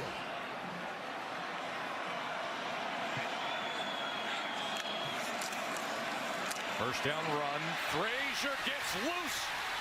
And Frazier is going to put Georgia in position for a 1st and goal. Jared Wilson at center, doing a great job in the zone, working up to the 2nd level and climbing. Block here, get up to this linebacker block there. Jared Wilson filling in this year for Cedric Van Pran, who's a 3-year starter at center, got drafted by the Buffalo Bills. Big shoes to fill. Great job in the zone scheme that time, freeing up Nate Frazier. Under 9.5 minutes. Georgia trying to rally back. Beck gets it out quickly. Smith straight ahead. Met at the 5-yard line. And they'll tackle him at the 4-yard line. This is exactly the drive Georgia needed. The mixing it up, run and throw. As you see, another Georgia Tech player down. And guess what? Another DB, Saeed Gibbs. Dropping like flies. Down here in the red zone now, the tight end position. These athletes, big weapons. 2nd and goal. Beck to the end zone. Incomplete. Lovett was the intended target. Yeah, incomplete. Even if he did catch it, I mean, I don't know if the ball was across the plane. That was tremendous coverage on the back end that time, but one of the few healthy DBs that Georgia Tech has. That was Amari Harvey on the comeback route. Really nice throw, but better coverage. Talked about the tight ends, Joe, and Jurasic and Lucky and Delp down in this area of the field. been big weapons for Georgia's offense. The windows are tight, not easy to throw in this area. They got some dependable bodies. 3rd and goal. Beck pumps. Back of the end zone. Incomplete. Arian Smith had it for a moment. And then all of a sudden, the ball went out the back of the end zone. Well, that's the second big drop of the game for Arian Smith. First drive on a big 3rd down. This is not a perfect throw. A little bit behind Smith, but it's one he's got to make. And here we go. 4th down. And you kind of feel like this might be it. Based on how Georgia Tech's running the football, they may not get another chance like this. 30-game home winning streak for Georgia. And now a 4th and goal, trailing by 2 touchdowns with under 9 minutes to play. 4th and goal. Pressure on Beck. That is incomplete. A flag is down. We will check on it as Oscar Delp was the intended target. Omar Daniels had coverage. We will check on the flag.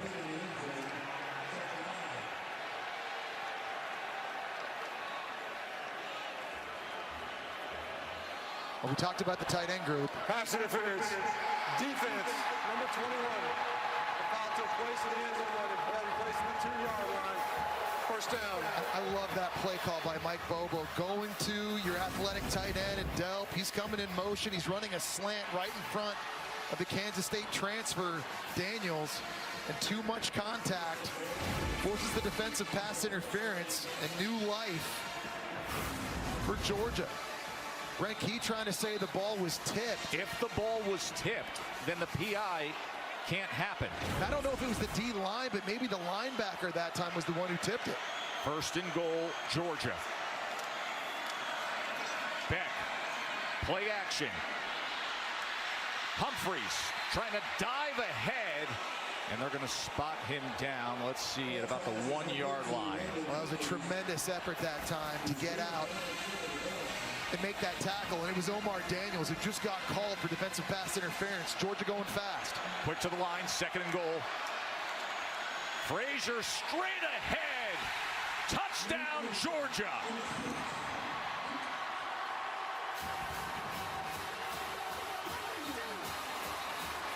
Eford.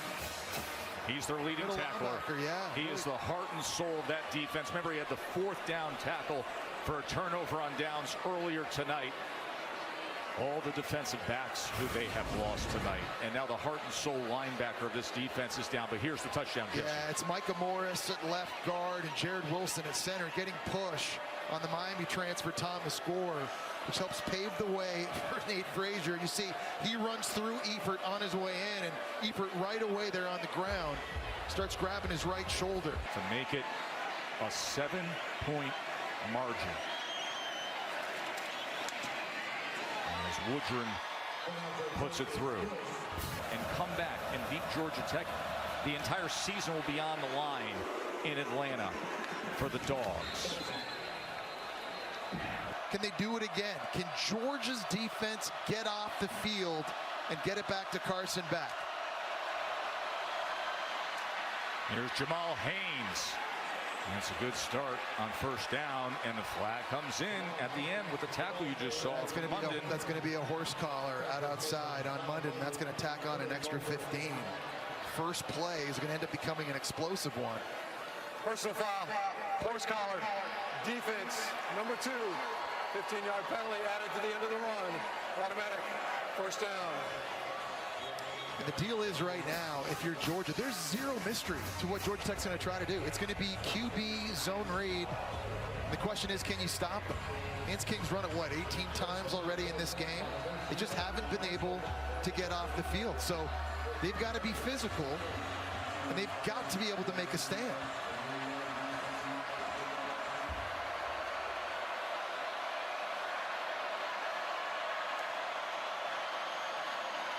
Haynes King patiently looking, and he's past midfield just like that. We're under 8 minutes to play. It's been amazing to watch the cat and mouse game between Buster Faulkner right there on the left, the offensive coordinator, who served on Kirby Smart's staff for 3 years quality control when they won 2 national championships. And certainly Buster Faulkner knows the defensive philosophy and the schemes that Kirby Smart uses.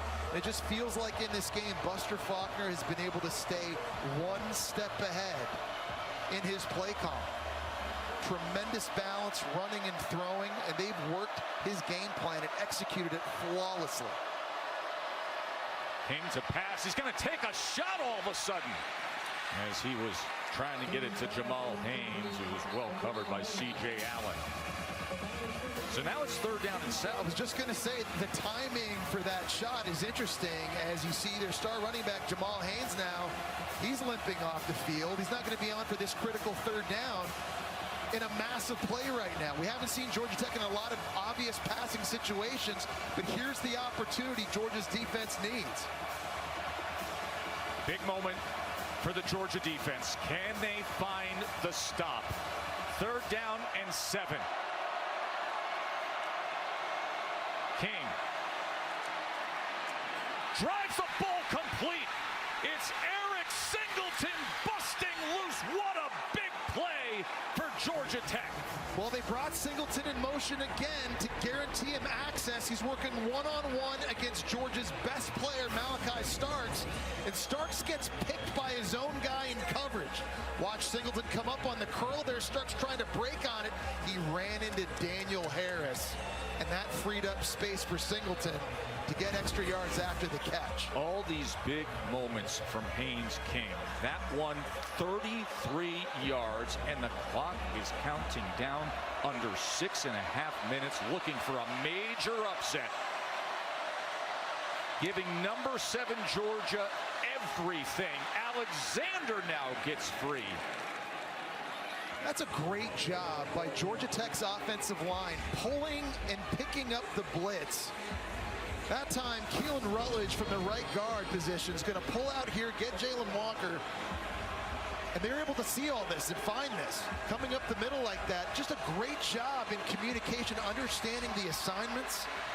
Really impressed with how Georgia Tech has played in the trenches on both sides of the ball. And how about this response after Georgia's touchdown drive to pull within 7? 2nd and 5. King to run it with a big block straight ahead. Haynes King, touchdown. Corey Robinson, the left tackle, paved the way for the gutsy Haynes King. Well, it was Fusel at left guard getting the first pull block and seal, and then it was Robinson coming around outside him. Look at this perfect block here. Here comes Robinson outside, creating a lane for King. Cannot say enough about how well this offensive line has played against a physical Georgia defense with tons of NFL talent. They have dominated them in the trenches. The extra point by Aiden Burr is up and good. And then the SEC championship, Georgia against the winner of Texas A&M. And if this score holds, what a season. Smart, not doing the things to lose games. That's all showed up here tonight. Carson Beck, 5.5 minutes to play, trailing by 14, incomplete, looking for Smith. Yeah, a different scenario now for Georgia Tech, anticipating throw every single play. And Romello Height, he just came screaming off the edge and almost got home. But Brent Key saying, play smart, right? And that's what this team does. They don't give up sacks. They don't fumble the ball. They don't give it away. They block kicks and special teams. That's why they're 6-1 against ranked ACC opponents. And this would be probably the biggest win he's had, maybe even bigger than the one against Miami, his first 2 full seasons as head coach. Well, considering the rivalry, Roderick Robinson takes it ahead, and he's out to the 46. And what this means in this state, and to him personally as well. Yeah, and you got to give Brent Key a lot of credit, too, for deciding to go with Haynes King at quarterback. Look at his record there against ranked opponents in the ACC. It's remarkable. Here he connects with Lovett. But listen, after their last game and Aaron Philo's heroics at quarterback, beating NC State and what he did, it would have been very easy for Brent Key to say, hey, we got to keep playing the true freshman.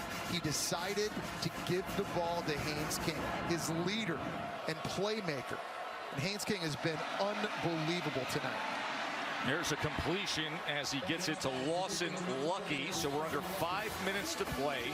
Georgia looking to quick strike it here and still have an opportunity. And they've got all 3 timeouts still. So still a lot of clock left. Here's Beck on first down. As he will throw this away. Arian Smith was the closest receiver. The big question, I mean, obviously, is we've seen Georgia, especially on that last drive, just go right down the field and score. The thing is, though, can their defense get off the field? They just haven't had an answer for the quarterback run game. And Buster Faulkner. Haynes King 20 carries for 103 yards rushing, Jesse. Amazing.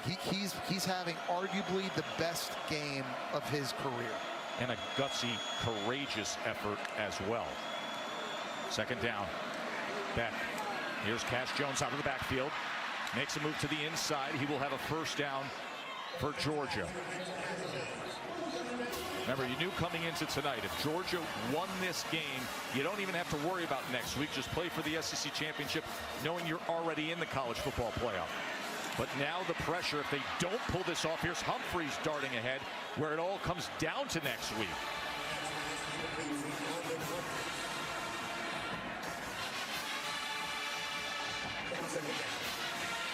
Quickly to the line. Clock counting down. 2nd and 4. Beck to the end zone. Touchdown, Georgia. Dominic Lovett. They're not done yet. And that is an unbelievable throw into a tiny, tiny window. Georgia will have all 3 timeouts, as well as the 2-minute timeout to deal with managing the final moments of this game. And the quick strike, they did it in less than 2 minutes, an 8-play, 75-yard touchdown drive. They're going to have Dominic Lovett on the left side running a seam throw. I want you to look at this. 1, 2, 3, 4. That's what he's trying to fit this football into.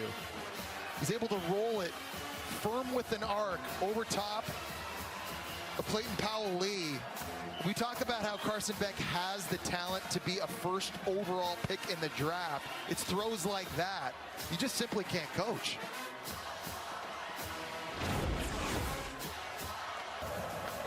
And that streak on the line. Georgia has a 30-game home winning streak. Here's Singleton on the return. Singleton tried to reverse course for a moment before he is corralled just beyond the 20-yard line. See? You might only get one SEC team. Could you imagine? In the dance.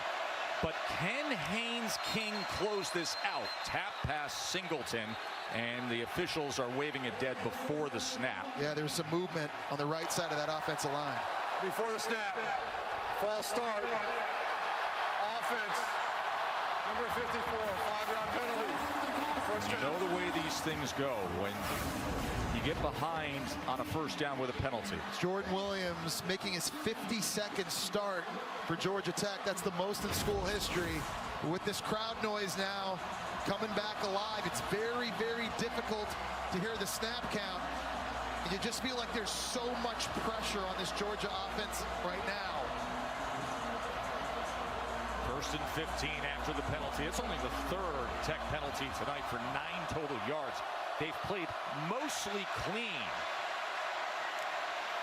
Haynes King is going to give it to Singleton. Singleton struggles to get back to the line of scrimmage. Maybe gets a yard out of it. C.J. Allen with the tackle. Big opportunity for the Georgia defense here. And you know Georgia Tech, they're going to try to take this play clock down as close to 0 as they can. And Kirby Smart would love to get the 3 and out, keep all timeouts in his back pocket. There's a lot of Georgia fans that were leaving are all of a sudden now, you know, saying, whoa, wait. Let me get back to my seat. This thing may not be quite done yet. It is getting loud here. Between the hedges. Can the Dogs find a little defense late? 2nd and 13. Haynes King to pass.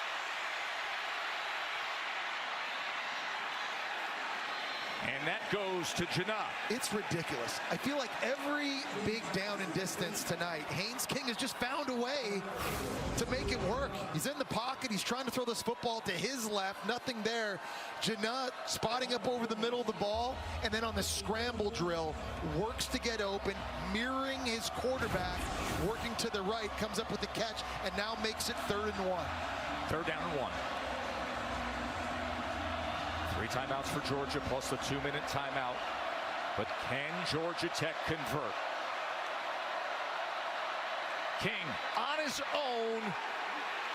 Where are they going to mark this? His forward progress looks like he got it. Georgia comes away with the football.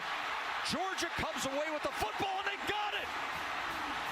Dan Jackson has the football. Dan Jackson hit Haynes King. The ball was on the ground. Nazir Stackhouse was standing right over top of it. He wasn't even aware. And it was Chaz Chambliss that jumped on the ball. Watch this. How did this happen? Ball comes out. Dan Jackson makes the hit. Watch it come out and just lay on the ground. Number 78 to the left, Stackhouse. He doesn't even see it there. It was Chaz Chambliss getting up off the ground that spotted it and jumped on it. Haynes King has been so good all game long. The biggest play in the game. Man. Big play, Dan Jackson. Dan Jackson just made the play of the game. Look at Georgia's safety come in against Haynes King and force the fumble that Chaz Chambliss recovered when Georgia had to have it, trailing by a touchdown, 2 minutes to play. The former walk-on comes up big for his defense. He's really played well this entire game, playing downhill, making stops, giving Carson Beck now another opportunity. Nothing Covered by Georgia has been confirmed. Looks to rally number 7 Georgia. A win here tonight in what would be an epic comeback would secure a college football playoff spot. Beck, he's going to run it straight ahead, but he is dragged down from behind, and that'll take us to the 2-minute timeout. Unbelievable spirited fight from the upset-seeking Yellow Jackets.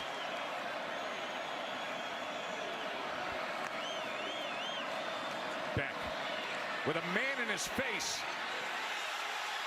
Incomplete, looking for Lovett, and the flag reigns in. It was Saeed Gibbs who's been forced into action with all the injuries to the defensive backfield of Georgia Tech. Man. Pass interference. Defense, number 16. 1st down. We see the fighting in the back end, just way too much contact. Still a catch Levitt could have made, but they throw the flag. And I want to give Carson Beck a lot of credit. Omar Daniels is on the safety blitz. Carson Beck saw that coming from a mile away. He stood in there, still delivered an accurate throw. Kirby Smart knows what it means to play in this heated in-state rivalry. Clean, old-fashioned hate.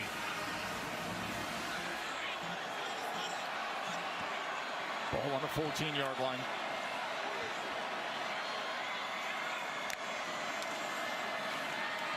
Beck. He can't get free. Fighting his way ahead as Height was the first one to get to him. Well, I think that's another play that Carson Beck just has to hand this football off. And you're reading Romello Height coming off the defensive end, and he's slow playing. That's one you just give to the running back and let him take this thing outside. This is the guy you're reading. If he's slow, let the running back go that way. Lots of green out front. Another poor decision in the run game that time, in the RPO game. 2nd and 9. Beck looking for anything. That is batted at the line of scrimmage. Batted right down in his face by Sylvan Young-Jewin. The 26-year-old, nice job batting that thing away. And now here's a question mark if you're Georgia Tech and Brent Key. What do you want to do in this 3rd and long situation? Do you want to play conservative and drop 8? Or do you decide to get aggressive? Let's see if you could force Carson Beck's hand a little bit and try to disrupt his rhythm. Big play call here for their defensive coordinator, Tyler Santucci. They're 4 of 10 on 3rd down is Georgia tonight. 3rd down and 9.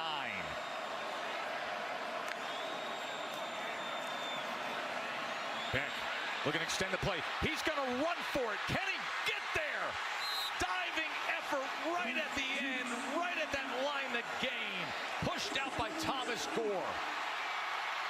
And it's a first down, Bulldogs. It's the right decision. Nothing open downfield right away. Carson Beck, I'm going to let my athleticism take this thing over again.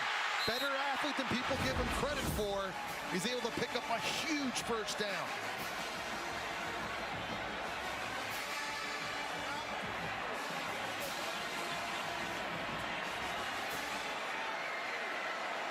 First and goal.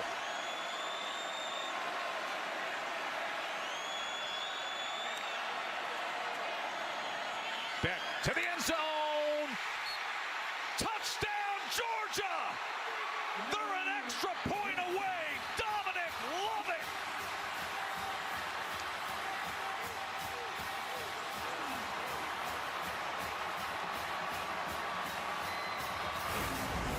Fantastic play call by Mike Bobo here. They're working a pick play outside on a quick wheel from the slot to Dominic Lovett. Picture perfect back shoulder throw. There is no defense for a perfect pass. So well executed by Carson Beck and Dominic Lovett. Peyton Woodring has not missed an extra point this year. This to tie it.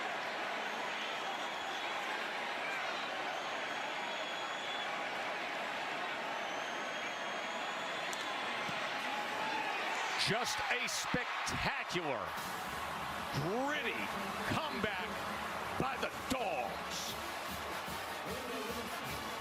This is a completely different looking Georgia offense now. Here's going to be Lovett here. He's working the quick wheel. The pick helps kind of set a wall against the defender who's got inside leverage. And you just can't execute it any better. It's the perfect throw. It's the perfect location. And these last three drives, I saw Carson Beck earlier in the game, frustrated. All reasonable minds know it. Georgia wins tonight. Doesn't matter what happens next week. They're going to be in the college football playoff. But if Georgia Tech wins tonight, it's do or die next week. Season would be on the line for Georgia.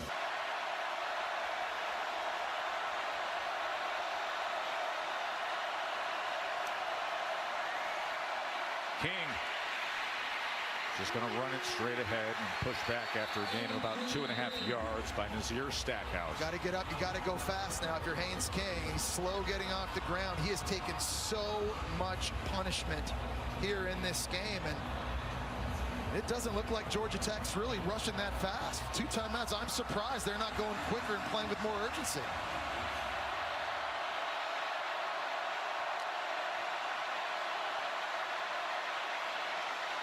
Going to go shallow underneath the chase lane. Lane's got some yardage here. Remember, 2 timeouts, 25 seconds remaining here in regulation. Just smart by Lane, not trying to make that defender miss on the sideline to cut up and get extra yards. Just get out of bounds and save as much clock as you can.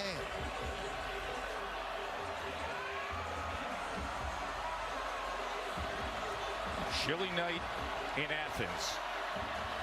But the Dogs have heated up with 14 points in just 2 minutes and 59 seconds to tie this game. And a timeout is going to be used by Georgia.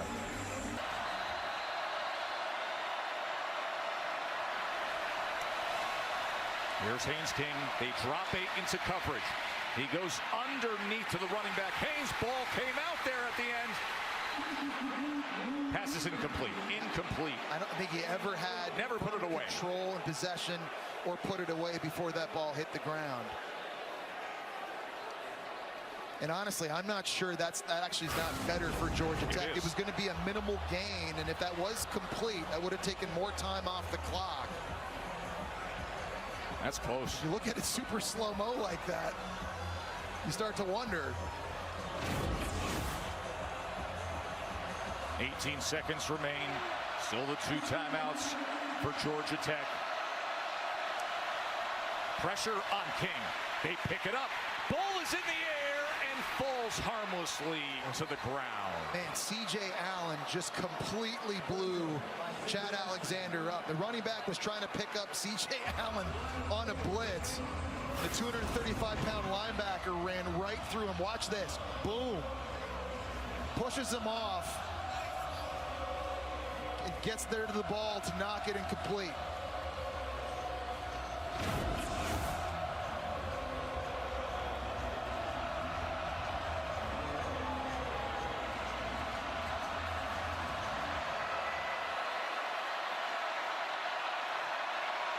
Third down and 13 seconds. They bring pressure again. They go shallow underneath to Singleton. Singleton turns the corner, and with 7 seconds remaining, he steps out just shy of the 45-yard line. Okay, so you've got to get what you can get in 7 seconds. You've got one more play with 2 timeouts before you try to kick a field goal here. Wow, they're going to actually potentially short now, make it a 4th down. And it was the officials who actually asked for the timeout, even though Brent Key was sitting there discussing it for a moment. The one timeout. Will they get the opportunity? And a timeout will be used by Kirby Smart and the Dogs. He's played in it. He's coached in it. And now a chance for an upset win in it. 4th and 1. 7 seconds remain. Ball was batted. Batted away, and now 4 seconds remain. And Georgia will take over along the goal line for what will be a miracle heave from Carson Beck. Ball is stripped out. That was Scott and Biggers caving in on Carson Beck with the attempt to score.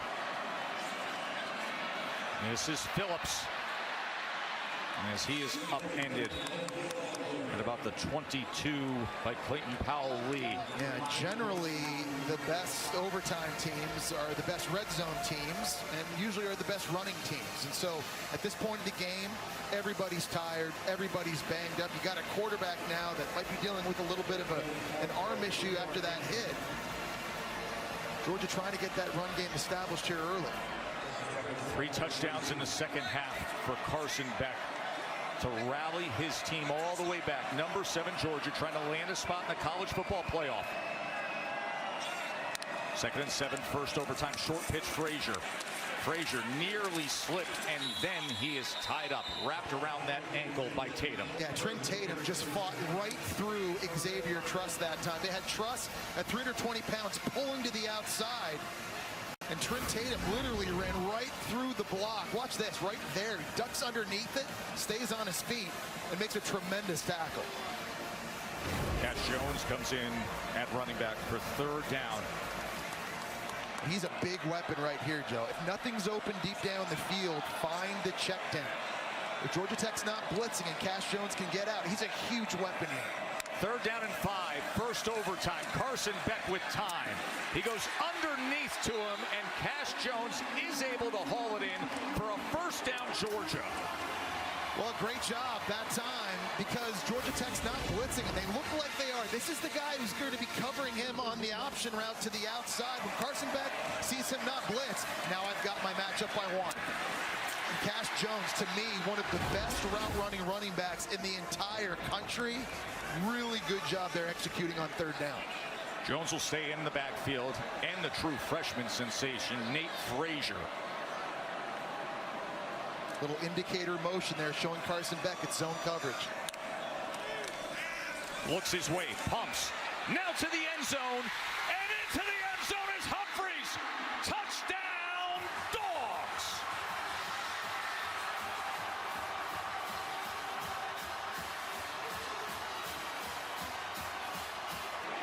Peyton Woodring, the extra point.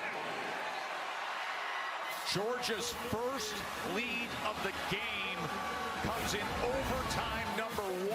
You're faking this. You're trying to get some bite here to open up a space for Humphreys to work the wheel route. And that's what this is all about. Mike Bobo does such a good job of throwing things, setting things up, adding window dressing, adding some pump fakes. And this had to be a line drive. We talk about the first round arm talent by Carson Beck. That thing was a frozen rope.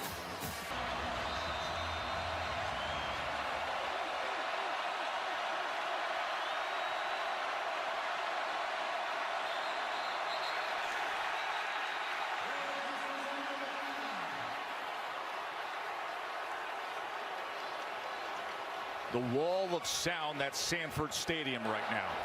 Ball start. Offense, number 72. 5-yard penalty. 1st down. You just got the best of the Yellow Jackets. That was Weston Franklin at center. A little flinch.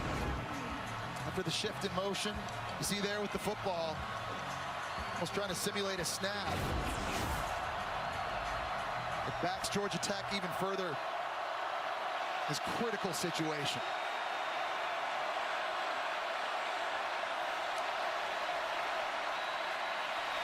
King able to get it to his tight end, Hawes, as he muscles ahead for a gain of 9 yards. It's the fake to Haynes in the backfield that is going to freeze these 3 defenders. And that allows him to sneak out underneath at Hawes at tight end. Just a slow mesh, just trying to keep Georgia's defenders in the middle of the field stationary enough to get the tight end some leverage outside. 2nd and 1.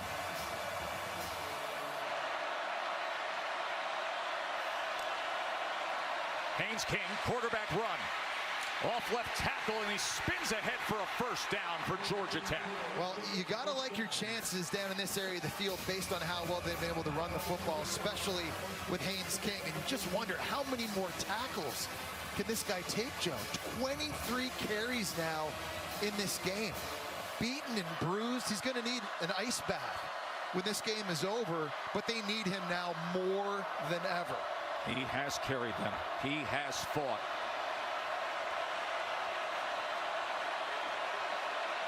Georgia Tech must score.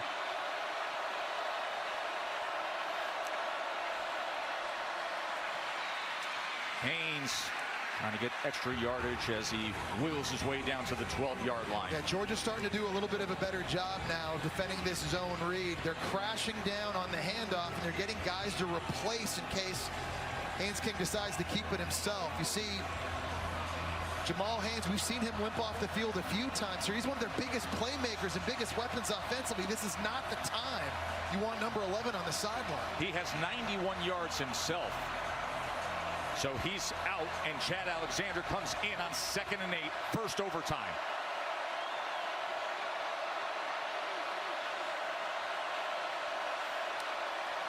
Haynes King to pass. And they've got it!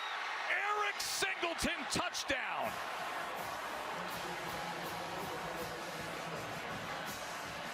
Well, they worked a little bit of a pick play.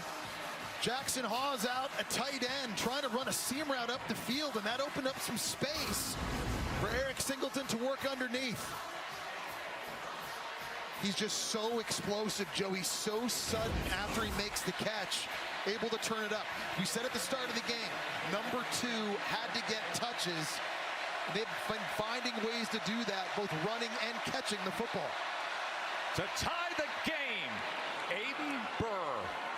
And we will head to a 2nd overtime. Trying to get into the college football playoff with a win. Pesky, upset-seeking Yellow Jackets. Trying to grab a signature win. Chad Alexander, 3 yards there, tackled by C.J. Allen.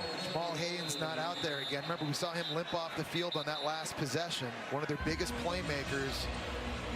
Not out there right now, so they need Chad Alexander, who's had some nice runs in this game. They need him to really step up in this area of the field. There is Jamal Haynes.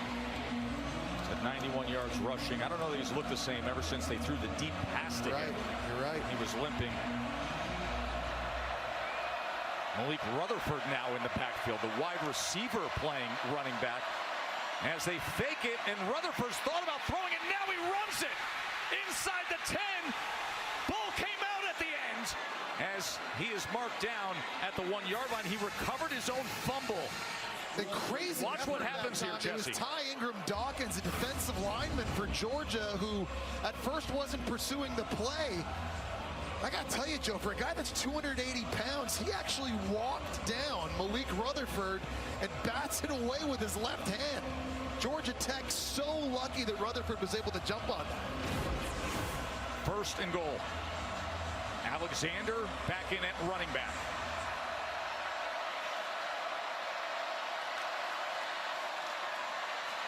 Haynes King is going to get in. Georgia Tech retakes the lead here in the 2nd overtime. And remember, they must go for 2. And it was the fake toss that affected 3 different Georgia defenders here. They're all going with Alexander to the outside, and it opened up a big crease right there for Haynes King to get north and get into the end zone. Jesse, Haynes King has 110 yards rushing and 3 rushing touchdowns. Here's the 2-point conversion. King. Ball is batted. And incomplete. Second overtime now, offensive possession, Georgia. Carson back to pass. Late pressure, lofts it, and into the end zone is Cash Jones. Touchdown, Cash Jones. And now a 2-point attempt to victory. That's a coverage bust on the back end that time by Georgia Tech. Cash Jones is running the wheel route. Clayton Powell-Lee at safety is coming on the blitz. He sees Jones come out of the backfield. He's like, do I cover him? No, I'm supposed to keep blitzing. And there's nobody on the back end. So not only did they not cover the guy on the back end, but because Powell-Lee hesitated, it bought time for Carson Beck to get rid of that football. A huge mistake. This 2-point try to make the college football playoff, to keep the 30-game home winning streak alive. And the seniors who have never lost a home game, will they complete the rally and the comeback? Incomplete. We're going to a third overtime. 2-point attempts, starting with Georgia. From the 3-yard line, Carson Beck. Pocket collapsing, throws it to the end zone, and it is incomplete. Attempting to win it right here. And a timeout is called by Kirby Smart and the Dogs. Third overtime.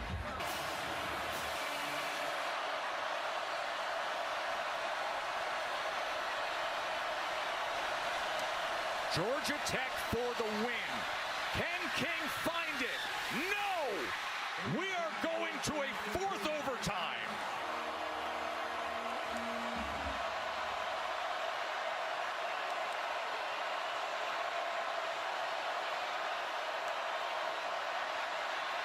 Haynes King. Incomplete. He was trying to get it to Jackson Hawes, the tight end, and a flag is down back at the 11-yard line.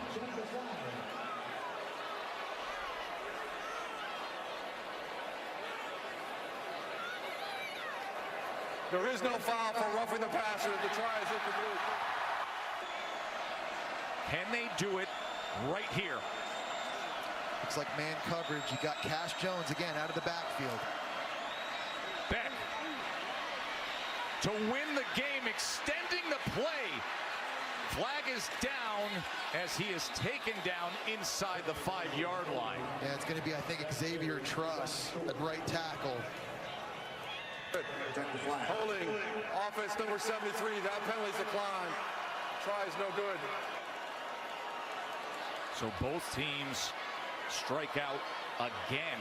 Well, we will go to a 5th overtime. Empty set as Cash Jones is split out to the near side for Carson Beck. 5th overtime, 2-point conversion attempt.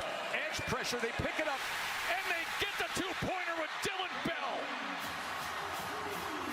Or will Georgia Tech have a little more magic left to tie the game and 6 overtimes? They do it!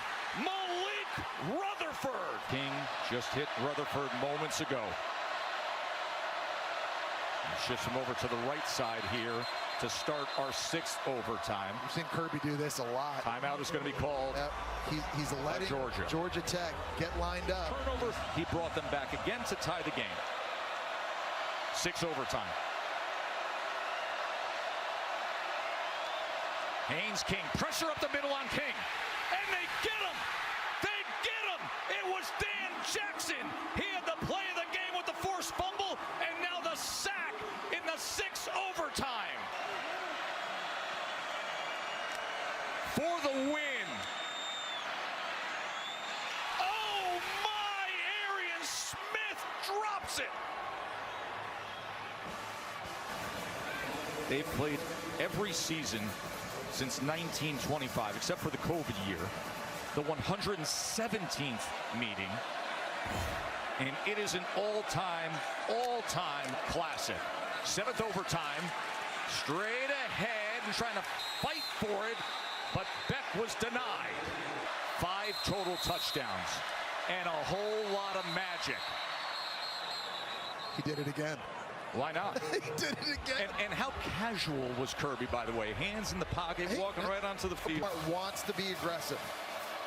Look at this formation. They offset the offensive line. Total confusion by Georgia. King to the end zone for the win. No!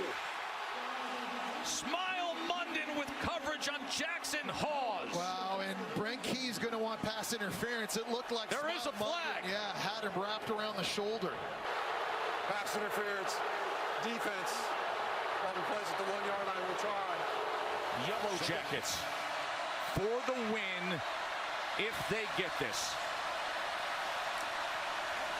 King is going to try to get it himself, and he is denied by C.J.